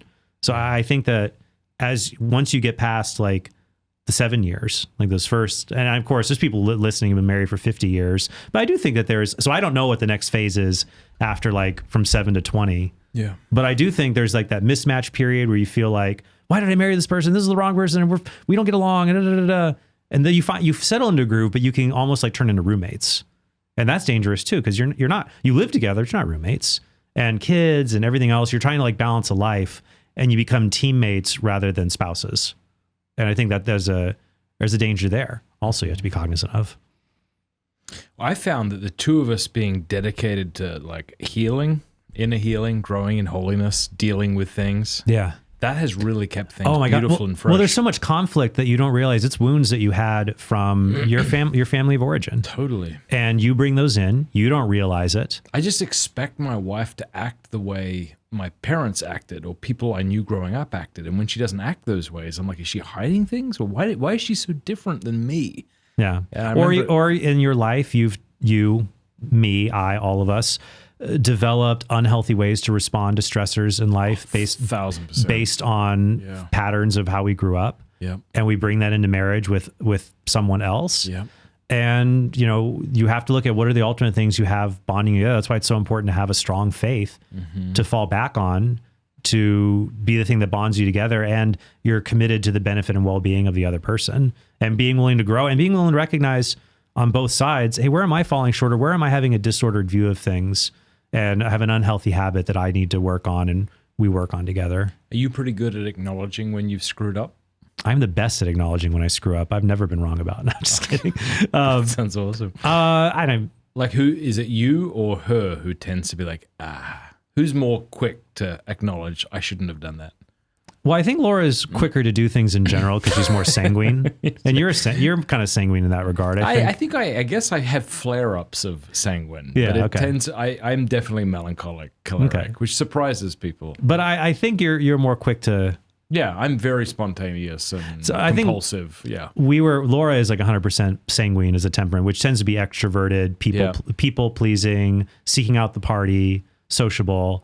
See, Cameron's an extrovert, but she's textbook choleric. That's why the two of you would kill each other, I think. I get along with cholerics if they see that I'm right. Well, I'm not trying to take whatever position they have. I've just got my thing, and I think it's correct, and they do their thing, and we can play off each other. Yeah. I think that with this, Cameron, just to finish that point, Cameron is very much okay with other cholerics. She just needs to understand why we're taking this course of action. She's not okay sort of just going along with it because you said so. She needs to understand it. Now, if you've got an opinion that's different to hers and you can argue for it and she understands it, she'll totally be fine sacrificing her opinion, going with yours. She just really needs to understand it. Yeah. And I think in the beginning of our marriage, I thought she was being argumentative or nitpicky when she really just, no, I need to help me understand this. You know? Yeah. Yeah. Well, I think, Laura, we were reading a Temperament, and people who aren't familiar, look up the book, the Four Temperaments, Right, or we've been talking about the these temperament things. God gave you. And it said in the book for sanguines, sanguine is the kind of person who will say, I hate you, I hate you, I hate you, and then the next day act like it's water under the bridge and nothing happened. So they have these like flare-ups, and they're like, oh, I'm sorry, let's just, I didn't mean that. Yeah, it's all over. And I mean, Laura doesn't do that verbatim, but like quick up, quick down. Yeah. Whereas a melancholic, it's like this slow fuse that becomes an atom bomb, and then it's like radiation persists for like decades. Ooh. So I think melancholics have more of a penchant to hold grudges. Okay. Whereas like, so it's sanguine flare up and we're good. Whereas melancholic might be like, and then it's always hovering around for a long time, and they have to learn to let that stuff kind of go. It's funny though how, I know this is an obvious thing to say, but so much of this stuff doesn't fit into neat little categories. Like, men often tell me that their wives don't say what they mean. They'll say one thing, but they really mean another, and you've got to guess it. And if you're wrong, then she'll be upset. 18 years of marriage, that is not my wife. That is not her. She says what she means. It's bizarre. Well, Christ said, "Let your yes mean yes, your no mean no." No, I'm glad she Something does refreshing. it, but it is refreshing. Yeah, but at the same time, it's taken me 18 years to believe her.